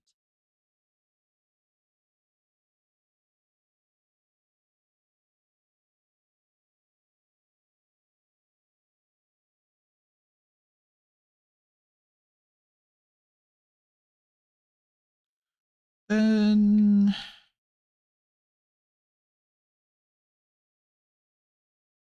Shaiish purple.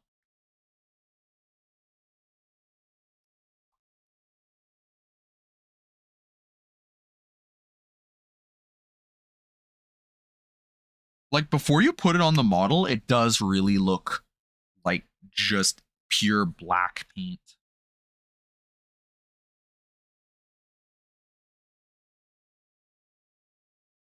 It looks almost black, but when you actually put on the model, it is a purple. Very, very dark purple.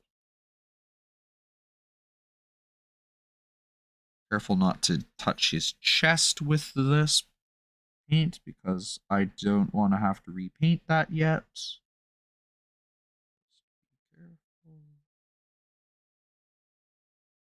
God, does it look fine? That looks fine from all angles.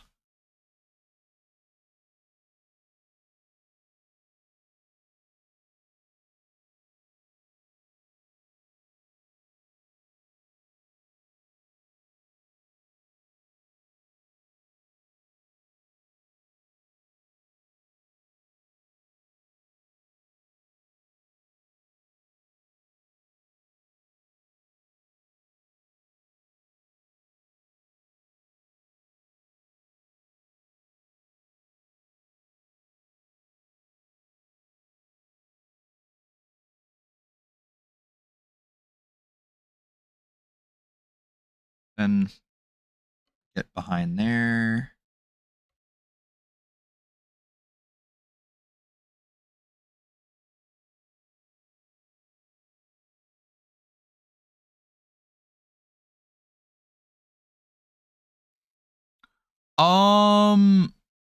Reminds me of building World Eaters.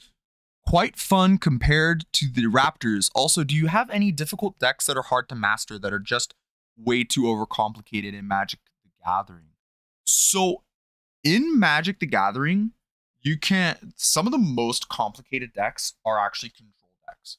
As much as I shit on control decks and people who play them, it's mostly just because I find it kind of boring to play against. Control decks are actually the most difficult to master. Some combo decks can be that have lines that are not completely linear. But decks that would be hard to master, I think, are you looking at Commander or are you looking more at like other formats? And thanks for popping your head in, Mr. Marge Simpson. So Homer Simpson.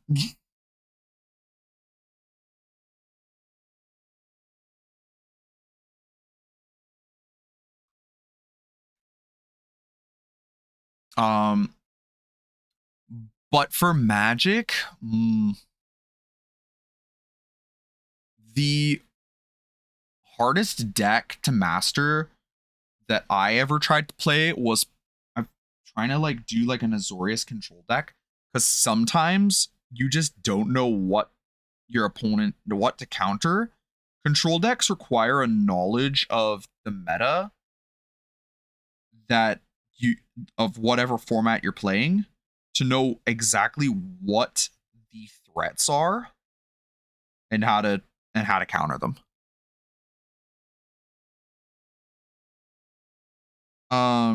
So if you want, but then there's also really overcomplicated decks that just have a lot of moving pieces. Like, what's that? Like artifact sacrifice decks and like Tron decks too. Tron isn't really that hard to master. That's the thing. If a deck is too overcomplicated, it doesn't become popular enough that it catches on and like becomes part of the meta. VV Cauldron can get kind of weird and complicated in certain ways.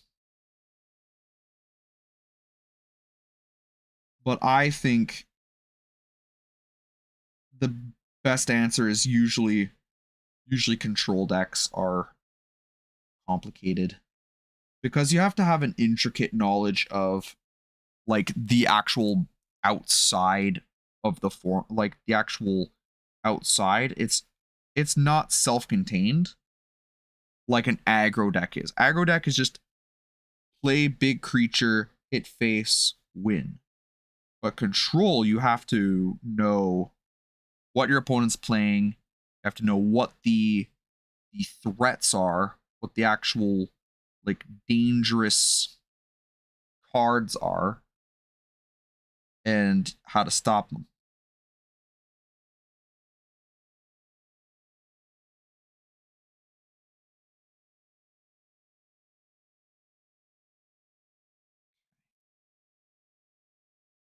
Add a little bit more Shaiish purple on here. Getting close to the 2-hour mark. I'm probably going to stream for a little bit longer just to get some of these weapons done. I also realized that the parts that I was painting purple on that other guy should have been metal. What do you think about Spider-Man deck, the Fallout, the Final Fantasy, or the Vampire deck? So you see, where you're getting a little confused here is, like, are you really, really new to playing Magic? Is because Final Fantasy is a set. Final Fantasy is a set rather than a deck. So there are a lot of decks that use Final Fantasy cards, and a lot of them are really, really strong. Spider-Man, unfortunately, was a set that didn't get a lot of support. Well, not a lot of support, but I mean, Spider-Man is what we call a set that's kind of parasitic in that it only kind of like supports itself and has very few backwards compatible cards, because spiders in the past are just a tribe that has kind of been, they'll throw them a bone every once in a while to give them like an Ishkana, right? Or like a support card. They'll give them something. And then Spider-Man comes along, throws a whole entire set at them. So now spiders, you can build an entire spider deck, right? But in standard, you're not going to have some of the really, really old spider cards. As for Fallout, the commander decks were really, really good. I didn't buy any of them, mostly because I was saving money and not really overly focused on on Fallout, the Magic at the time. But they had a lot of good cards. There are some cards in the Fallout sets that, like the Pip-Boy 3000 is really good in equipment decks. My buddy actually runs a dog meat deck, and he's a commander related around auras and equipments. And that card's crazy because if he gets killed, he just doesn't even care because he's ramping so hard. And it's just like, oh, you killed my commander? I cast him again and get his enter the battlefield trigger. I just have to pay a little bit more mana this time, right? It's one of those commanders that you're like, you don't really care that it dies. You want to keep casting him over and over again and flickering him too to get your stuff back from the grave. So Dogmate's really cool. And yeah, I'd have to do a little more research. But vampire decks in Commander are actually pretty crazy. But the thing is, vampire decks only really have one commander that you should run. There's a bunch of commanders that you can run, but the one that you want to run is Edgar Markov. Because Edgar Markov gives you the 3 colors that most vampires are in. The black, red, and the white, right?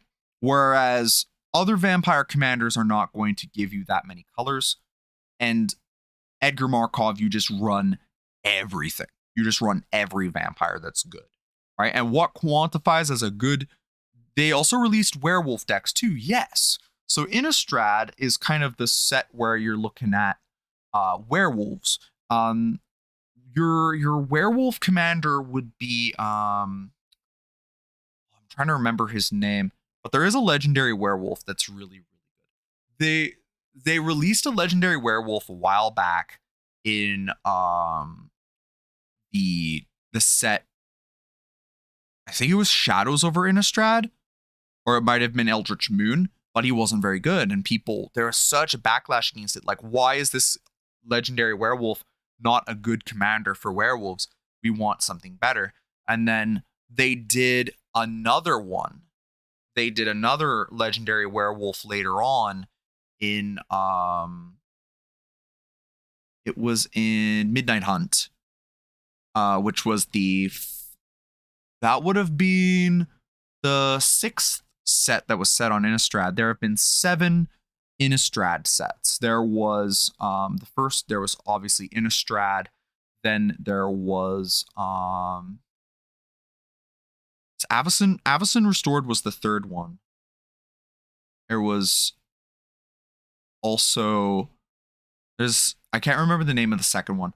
Then there was Shadows over Innistrad, which was a few years later, quite a bit later actually, and Eldritch Moon, and then they did Midnight Hunt, and then they did Crimson Vow, and so there's been 7 sets on Innistrad. So you have a lot of werewolves to play around with. Some of the werewolves have what we call the day and night mechanic, where you have to constantly be tracking the day and night, which might annoy some commander tables. But werewolves are pretty fun. One of my favorite werewolves is there's a card, I'm trying to remember the name of it, but there's a werewolf that that like gives you really good card advantage. Werewolf MTG card, 2 mana. Duskwatch Recruiter. Duskwatch Recruiter is a great card because for 3 mana, you can look at the top 3 cards of your library, reveal a creature card from among them, put it into your hand. Put the rest on the bottom of your library in any order, and at the end of each upkeep, if no spells were cast this turn, at the beginning of each upkeep, if no spells were cast this turn, transform this. It transforms into a creature, Krallen Horde Howler, that makes your spells cost 1 less to cast. So he's probably my favorite werewolf. There's a lot of good werewolves, but he's a favorite of mine because of that activate ability. If you're behind in the game and you need to catch up, you can activate that and get a little bit further ahead, right? Get a creature to your hand. And also on your opponent's upkeep, if you cast him turn 2, use his ability turn 3, you can transform him on your opponent's upkeep, and now all of your creatures are going to cost less. I used to use this guy a lot back when he was in Standard. Because if you didn't have a 3-drop to play, you're like, oh, I'm just going to use this ability and get a creature to my hand, right? And you can use it with, if you use it with certain cards that reduce activated abilities, like Training Grounds, just activate a bunch of times. Turn 1, play Training Grounds. Turn 2, play Duskwatch. Turn 3, activate Duskwatch 3 freaking times. Got a bunch of creatures in your hand. And they're all going to cost 1 less because he didn't cast a spell that turn. So he's going to transform. Pretty cool, right? Now, getting back to the painting. As much as I like talking about Magic, I do need to get back to painting a little bit. Next stage is do the Drakenhof Nightshade. Drakenhof sounds like the name of a vampire, doesn't it? Actually, totally sounds like a vampire name. I'm gonna get a.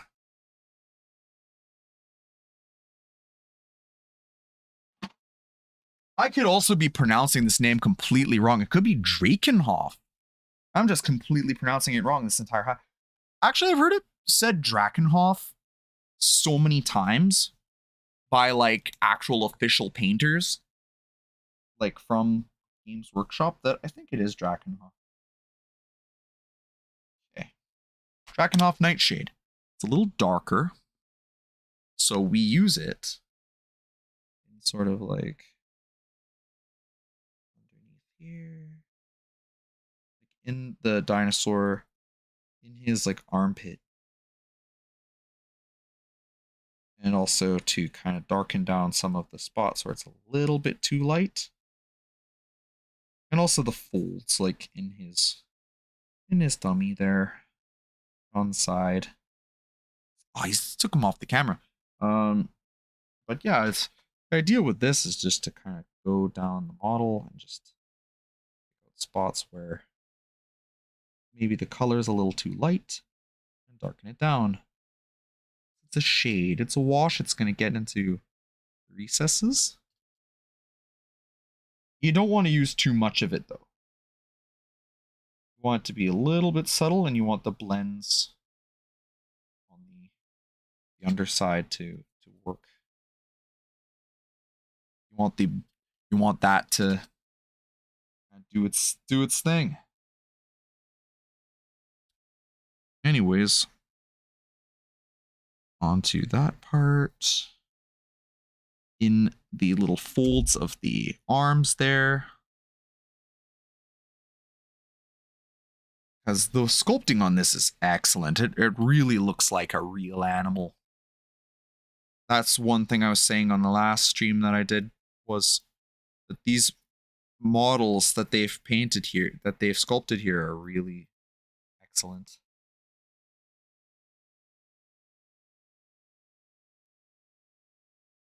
And it's light enough that I can paint it into the tail and then just add a little bit of water. I also managed to find another card game called Ashes Reborn. Looks quite fun and art style looks great. Also, do you like Tyranids? I fucking love Tyranids. I love Tyranids. If you look at my YouTube channel, I've actually got a VOD of me painting a freaking Tyrannofex that you can watch. And it already had some progress. It's not me painting it from like start to finish, but it was Tyrannofex as painting. But yeah, Tyranids, that's like asking, it's like, that's like asking the Pope if he's Catholic. Me, I love Tyranids. They're probably they are my favorite Warhammer faction. Favorite Warhammer 40k faction. But check the Instagram, check the YouTube. I have so much Tyranid content. Lots of Tyranid stuff. They are my favorite faction. I've been collecting them for years. And just I started collecting Tyranids because I'm a big biology nerd. I really like animals and ancient history and like evolution. So when I saw that there was an entire faction based around the idea of these like super hyper adapted predators that just consume everything, it's like that sounds right up my alley. They sound like a dinosaur mixed with like some kind of super powerful arthropod. And they're like, yeah, that's exactly what it is. Tyranids are hyper adapted, mighty predators, monsters. They're just excellent models too. I would be chaos. If someone played Kill Team with me, it would be filled with chaos, like the entire filled with chaos.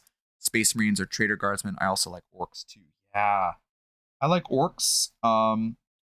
I love painting orcs, but I don't actually have an orc army. I have painted orcs on commission for people a bunch of times, and every time I paint them, it's such a joy. They're a real treasure. I really love painting orcs because you can get so fun with it, and you can get crazy. Like you can do silly stuff with them, get a little bit more serious. There's so much fun stuff to do in regards to the orcs. The leaves fell off of there. It's just weak plastic, so. Also, these scales on here are supposed to be hard, so I'm just painting them black. Did I grab the wrong paint color? No, I might have mixed it with the purple. Yeah, I mixed it with the purple by accident. But for Kill Team, if you want Chaos Space Marines, you have a lot of options. You've got the Night Lords one. There's two different Night Lords ones. There's the Raptors, which are like the flying ones, and you've got your on the ground ones. I painted some of them for a buddy of mine. I didn't paint the whole Kill Team. I just painted 5 of them, and also Fabius Bile as part of his commission that I got from him. Fabius Bile was fun to paint. That's a cool model. Cool model that's just loaded with all kinds of detail. It just looks so cool. The like pipes on his back and just all the experimental. My fave has to be Death Guard or World Eaters. Well, let me tell you something. I love Death Guard too. I've got Death Guard. Let me get a Death Guard. A Death Guard, I say. Let me get a Death Guard model out here. Just an example. Yeah, I got a fetid bloat drone. This one isn't done. I still need to paint hazard stripes on the turbines. There's one fetid bloat drone that I painted. I have a lot of Death Guard, but if I brought out all my Death Guard models, we'd be here all fucking day. So I'm not going to do that.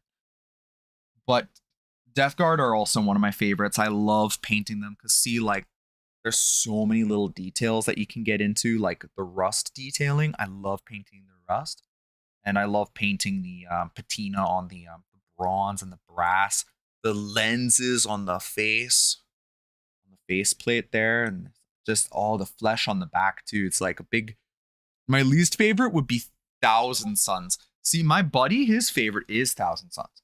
So for me, Chaos, my favorite is Death Guard, obviously because I collect them. But it would probably go for like the god aligned legions.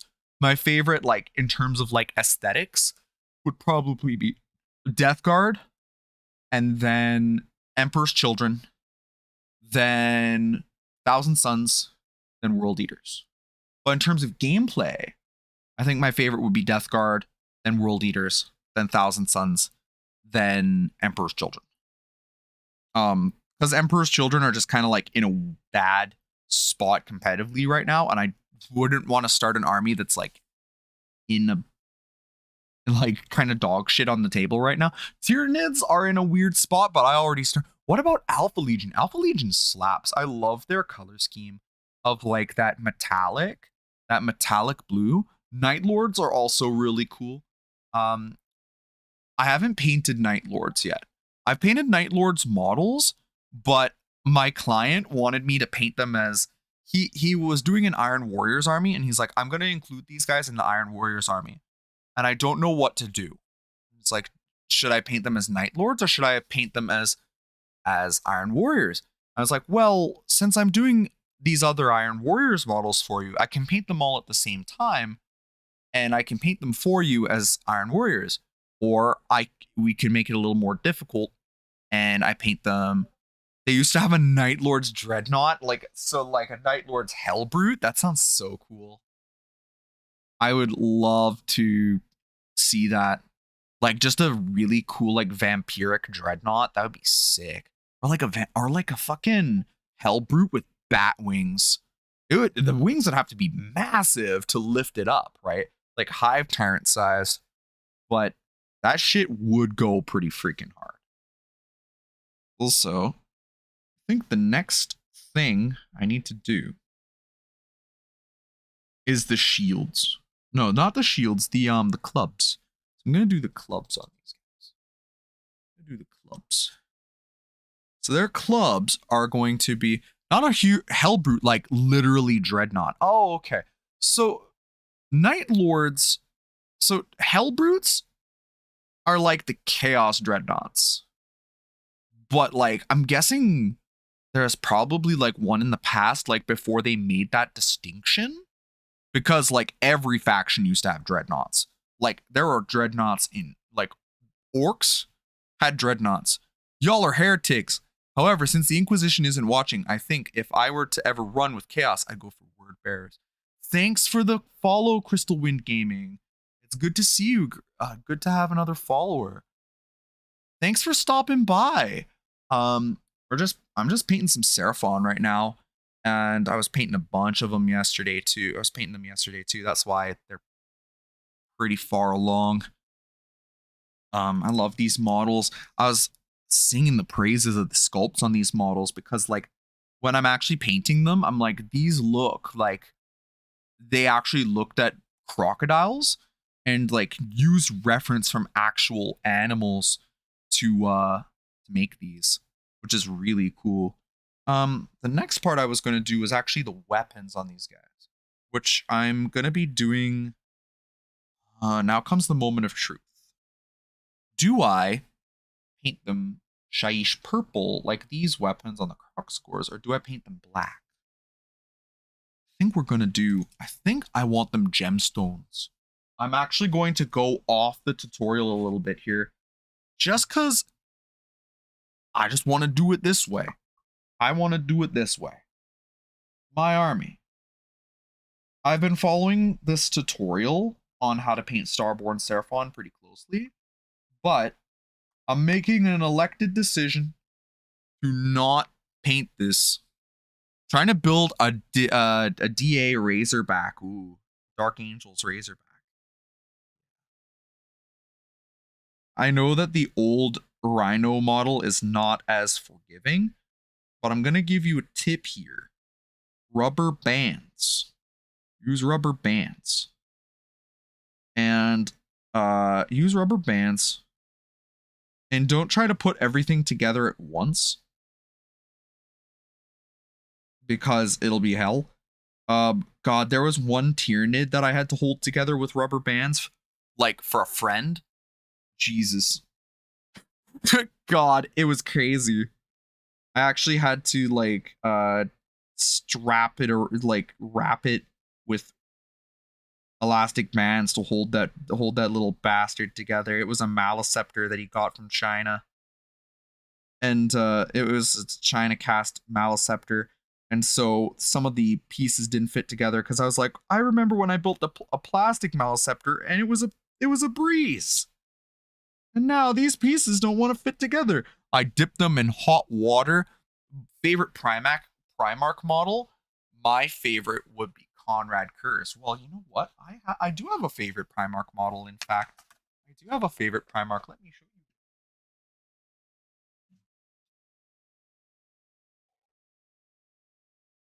Here's my favorite Primarch, Mortarion. Oh, isn't he beautiful? Love this model.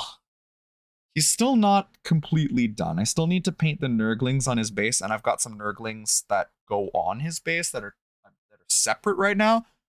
I don't even know where they went. But yeah, that's my Mortarion. My favorite part of this that I like to toot my own horn is probably the wings. Because I used a lot of contrast blending. It's Aethermatic Blue and then Frostheart. I mixed no, there's no Frostheart on this. I mixed the Aethermatic Blue with like Apothecary White and also with Griftcharger Gray in different ratios and just blended it all together. This is my, and then the smoke on the back that I painted, and also his cloak is made to look kind of like the smoke, like it's kind of like fading away. Like maybe it's like sheer fabric, right? But also kind of like it's trailing off into smoke, which I just thought was really cool. Like he looks like an angel of death, like the fucking Grim Reaper. Just so cool. Speaking of the Grim Reaper, I did have a unhinged idea to give him pink hair and paint him black and gold, but I decided not to. I did have that idea in mind, and I was like, maybe I have to kit bash a head, like 3D print a head, like a unique head for him.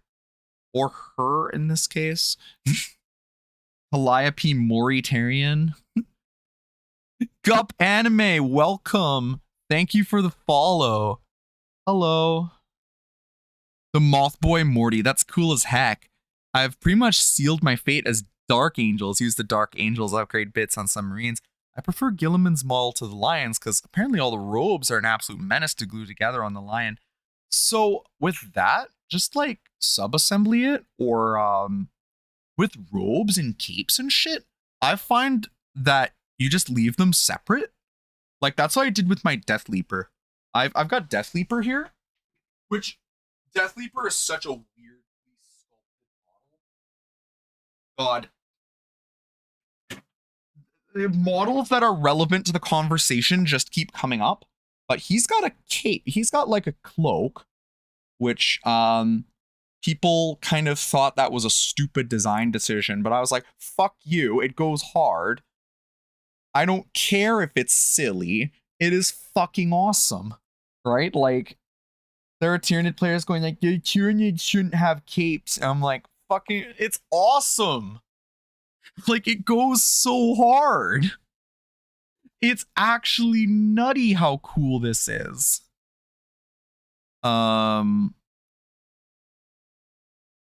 It is. I love it here. Blood Angel's captain in Sanguinary Guard armor wearing a cape. Yeah. But the thing is, the Tyranid, the Death Leaper is kind of like based on like a vampire squid, where it's got those like membranes in between the tentacles. So it's kind of like based on that. And I always thought that was really cool. It's like people were like shitting on this design and like saying the Tyranids shouldn't have capes, it looks stupid, and like dude, it's the rule of cool. It is. I imagine it like hunkers down and like covers itself with the cape, right? And like that's how it disguises, that's how it hides. It's like camouflage. Like it's so cool. Right? Like Warhammer has always just been a rule of cool franchise, just like who cares? Just do it as long as it's freaking cool. Next, I'm going to keep painting these clubs on these guys. Should the arm on this guy, I think I'm gonna do metallic for the arm on this guy. I'm gonna do like the metallic color scheme that I was doing the whole time, and kind of stick with that. And then later, the champion here, he's actually got a lot of metal on him. I've always wanted to do Deathwatch Night Lords or Flesh Terrors or Death Company Sanguinary Guards. Yeah. Me? If I was saying earlier in the stream that if I was to start doing a Space Marines army, I want to do Carparadons, because I just love the idea of space sharks. I just think that idea is really, really cool. Like this, that goes so hard. And also the idea of like hand painting those like cool like Maori designs onto the armor is really cool too. Like I just like the idea of an army that I get to do a lot of freehanding, and each model is going to kind of have their own unique style. Like no two models are going to look completely identical. Like that's so cool. They have not seen how hard the GSC Patriarch goes with one. Granted, yes, GSC, but apparently it's also linked to the NID. So exactly. The Patriarch would go really hard with like a green stuff sculpted cape. Like that just sounds cool. Like Genestealer cults never really appealed to me, even when you could ally Genestealer cults with Tyranids. Like there was a period of time where you could. And everyone was telling me, "Oh, buy a bunch of Genestealer cult stuff," and I'm like, but they're not Tyranids though. They're their own thing. They're their own distinct faction. They are their own. They're their own thing. Like so many people were like, "It'll make your army so much better," and then in the very next edition, they're like, "No, you can't soup Tyranids with you can't soup Tyranids with Genestealer cults." I was like, okay, I knew I shouldn't have bought them. There are also people like telling me, buy as many Genestealers as you can, buy all these Hormagaunts, and like buy all this and that. And then in the next edition, it just the units that they're like telling you to buy all these units and spam them just turn to dog shit. They look very basic, the Genestealers. Yeah, I've always preferred the other Tyranid bioforms over Genestealers. I've always liked the other Tyranids, because Genestealers, while they do look really cool, they're just nowhere near as interesting as the other Tyranids, which I think are just way cooler. Okay, he's got his purple weapon shaded. I'm just gonna wick away some of this so it's not nearly as noticeable. Once it dries, it'll probably look a little different, eh? I'm probably going to end stream in a little bit here. There are other things that I want to get done. How did you all find the stream? Just in like the browsing section? I'm just kind of curious how people find it. How people are finding me. Just like looking on the Warhammer section for like people to watch. I'm just curious. Or like, I want to do a little research. So the standard on the top of this. The feathers, I'm not sure how I'm gonna do the feathers. I'm thinking I'm gonna do like a blue, like layered blue. Surfing the Warhammer content tag. Yeah, exactly. I get the feeling that's how a lot of people come across my stream, right? Because I'm just a little streamer, right? You know, I've been doing this for a while, but only like casually as like a hobby. But I really want to like branch out, you know. So I'm trying to do a little, not just Warhammer stuff, but also like Warhammer related things, and also, but Warhammer, like growing it from just streaming in the Warhammer like Warhammer channel. Also, if you prefer YouTube, like just you like YouTube more, you can follow me on YouTube, subscribe on YouTube. The link is there in the chat,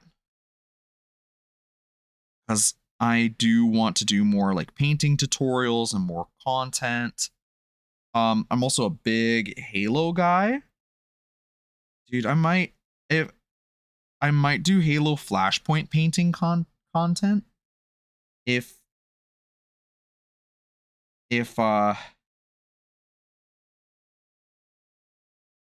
you know, there's enough interest in it. Or Infinity, just like other games, even games that I don't play, just like to get a little bit more variety of like painting.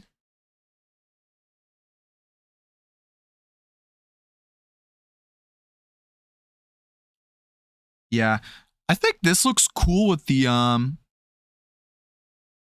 purple, and then I'll like maybe do Druchii Violet on it later, or Null Oil. But I want it to look like gemstones. Purple gemstones, amethyst. Amethyst. Amethyst, I think, is my mom's gemstone. Birthstones. Every month has like a different stone that's associated with it. What's May? Because I'm born in May. May birthstone is emerald. May is emerald. So maybe that's why green is my favorite card in favorite color in Magic the Gathering. Because it's literally emerald. I don't know. I do like Mantic Games Conflict 47. Okay. So that's like another miniatures game. That's another miniatures game that you can play. I've also got a Discord server.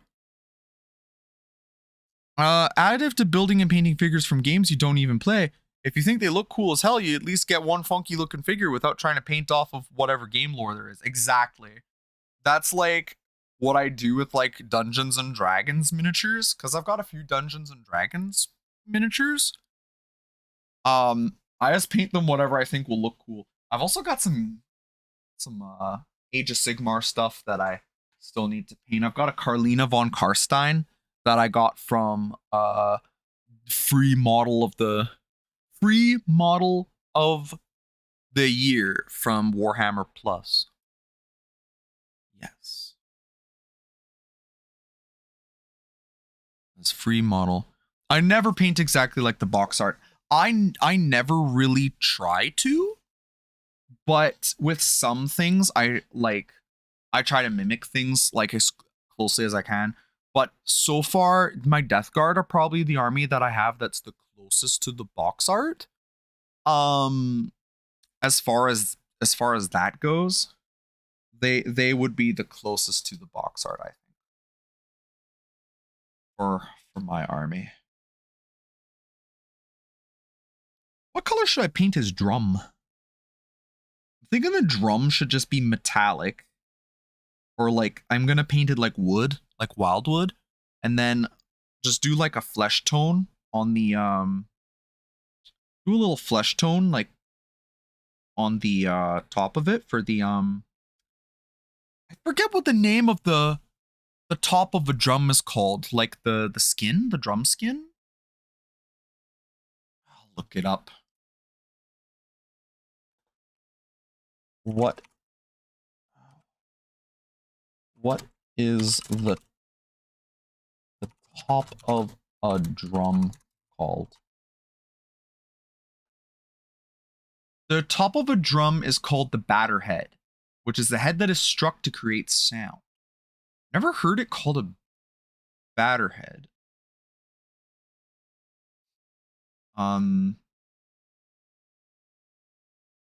A drum head or a drum skin that's stretched over a shell and struck. Yeah, a drum head also makes sense. Yeah, drum terminology. Yeah, the drum head is the name of the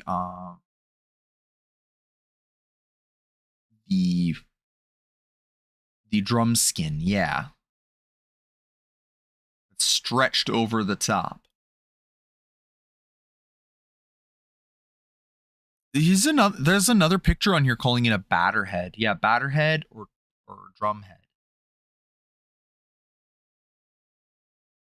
Yeah, most of the images call it a batter head, but then some of the text ones call it a drum head.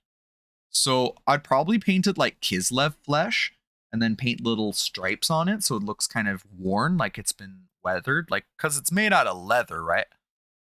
Oh yeah, I'm not gonna paint it all like the box art for the Deathwing Knights. I've got apparently DA Terminators are bone colored on the box art, and frankly, I think it looks horrid. So I'm gonna use the Horus Heresy color scheme for the Dark Angels: black armor, red accents, and green robes. So yeah, Deathwing Terminators. A lot of people don't really care for the color scheme of the Deathwing Terminators. I've seen people paint them in like just normal Dark Angels colors so it fits with the rest of the army. I think it looks pretty cool too. But like bone colored armor is definitely hard. It's harder to do. But I recommend for bone colored armor, if you do want like Deathwing Terminators that look look really nice, you could go for a Xandri Dust color. Like do Xandri Dust as like your base coat. Then Screaming Skull. And then maybe like Ushabti bone. Or like mix a little bit of white with Screaming Skull and like sponge it on. And then you can do like Skeleton Horde in some of the recesses and Agrax Earthshade in the deepest recesses. So you get like a bone colored armor. That's kind of how I paint all the bones on my on like Mortarion here. The skull was painted that way. The horn on his shoulder was painted that way. Yeah, that's basically how it was done. Then it comes to Imperial Guardsmen or Traitor Guardsmen. I usually sponge their faces, don't paint eyes, and if I want more highlights, I add a wash. Yeah, so like if you for like characters that are kind of like they don't wear a lot of clothing or like their arms are bare or whatever, you can like sponge on different skin tones so it's kind of looks a little bit dappled, like a little stippled, right? For like tan skin, you can mix in a little bit of like a little light orange or like a light brown, right? To make it look a little more tan. I don't like painting flesh tones that much either. I don't paint faces that often. I've got a bunch of Battle Sisters I need to paint for a buddy of mine. And he doesn't care if the faces look a little janky. He's like, I know the faces are a bitch to paint, but just paint them so that they look kind of nice. Don't paint the eyes googly eyes. I just paint them as well as you can. And I'm like, yeah, that sounds good. These guys are going to get some pretty detailed eyes, I think, though. You just saturate the eye area with a bunch of white and then do aethermatic blue on them. But I'm going to continue on a little bit here. Let's double check who's all still in here. There we go. Another bit of Shaiish purple. It'll be Screamer pink on the edge highlighting for the weapons. And then for their even higher edge highlights. So his drumstick. I think I'm just gonna do his drumstick metallic. I don't think this boy gets any purple. No, he got hung up on Mortarion's gun. But yeah, with guardsmen and with like bare-faced models, like flesh tone models, I usually do a little bit of I usually do like Gilliman flesh, then to highlight I do Kislev flesh, and then Reichland flesh shade, but thin it down quite a bit with Lamian medium for the Reichland flesh shade. And then I do for sisters, I tend to do like a very, very light pink as like a blush, just to kind of give their face a little bit more color, give it a little bit more definition, right? Like on the cheeks, I give a little bit more of like a flushed, I got a very light pink, but sometimes I mix it in with like the Kislev flesh and then paint that on the face just to make it look a little bit more alive, right? Like there's some blood flowing underneath there. Faces can be a nightmare to paint, but once you've got a good strategy that like works well for you and you're like, this is easy for me, other people aren't really going to care about the process of how you painted the faces, just that they look good, right? I do not like to do helmetless heads. I ain't messing with faces at all. Yeah, exactly. There is no shame in deciding to paint your models with only helmets, because it's a little more realistic, because they're in a battle zone. They're going to be wearing helmets to protect themselves, right? It's not Gears of War where the guys with the helmets get killed first. It's Warhammer. And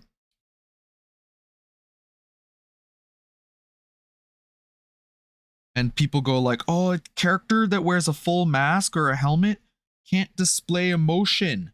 You're like, fucking R2-D2 can display emotion, and he is a little cylinder. He is a cylinder with a round top, and he can express emotion. There's the characters with helmets and masks can display emotion. So with a character who wears a mask, it's a lot of it is the eyes. You can zoom in on the eyes. It's if they're wearing a translucent helmet, zoom in on the eyes.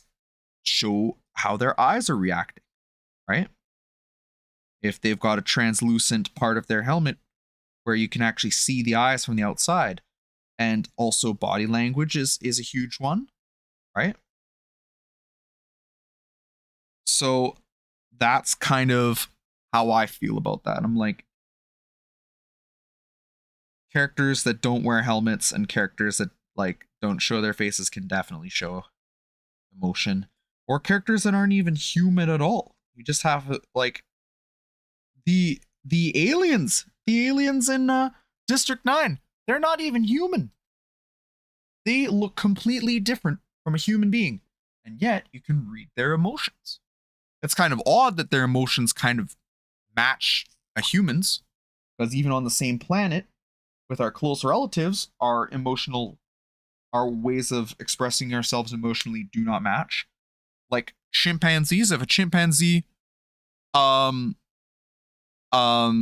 chimpanzees, if you see a chimpanzee smiling at you, they are not fucking happy.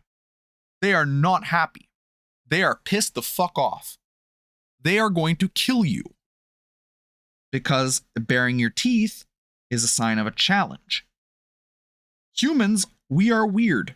We are one of the only apes where if you show your teeth to another of your species, it is a sign of camaraderie. It is a sign of friendliness. Instead of, I am going to rip your fucking jugular out, like that kind of thing, right?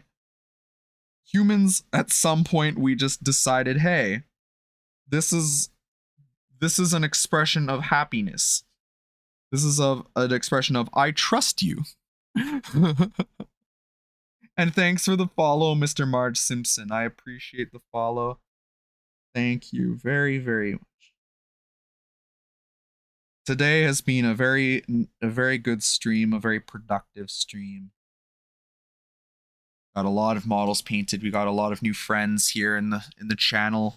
150. We're the 150 Pokemon. And which Pokemon do you want to be? Me, I was the first one, so I get to be Bulbasaur. Makes sense. I am a dinosaur.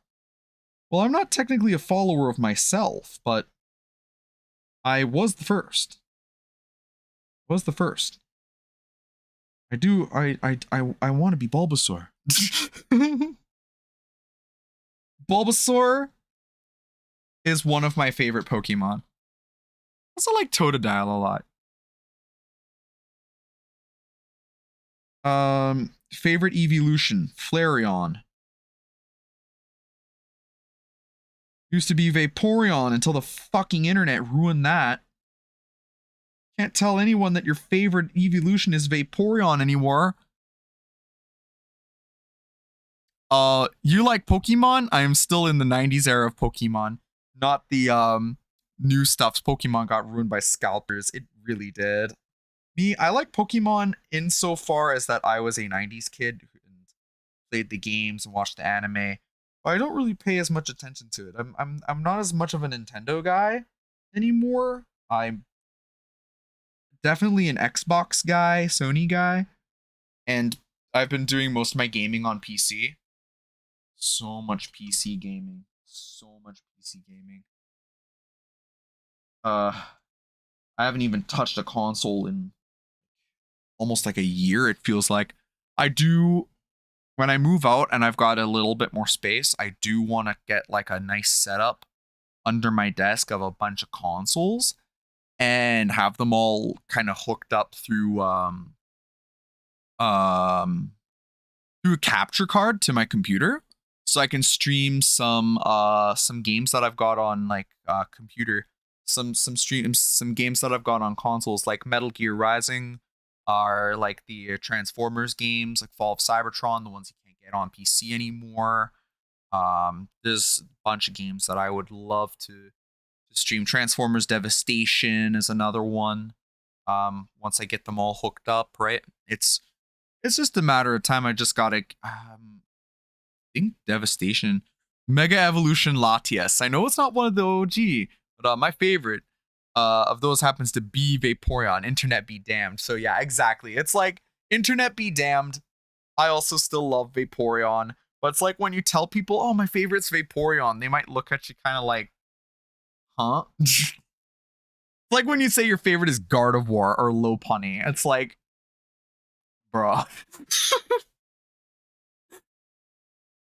Silent Hill, Evil Within, Rogue Trader, Fatal Frame. Oh, Rogue Trader is definitely something that I want to try. Definitely want to try. Darktide, I want to do a bit more Darktide.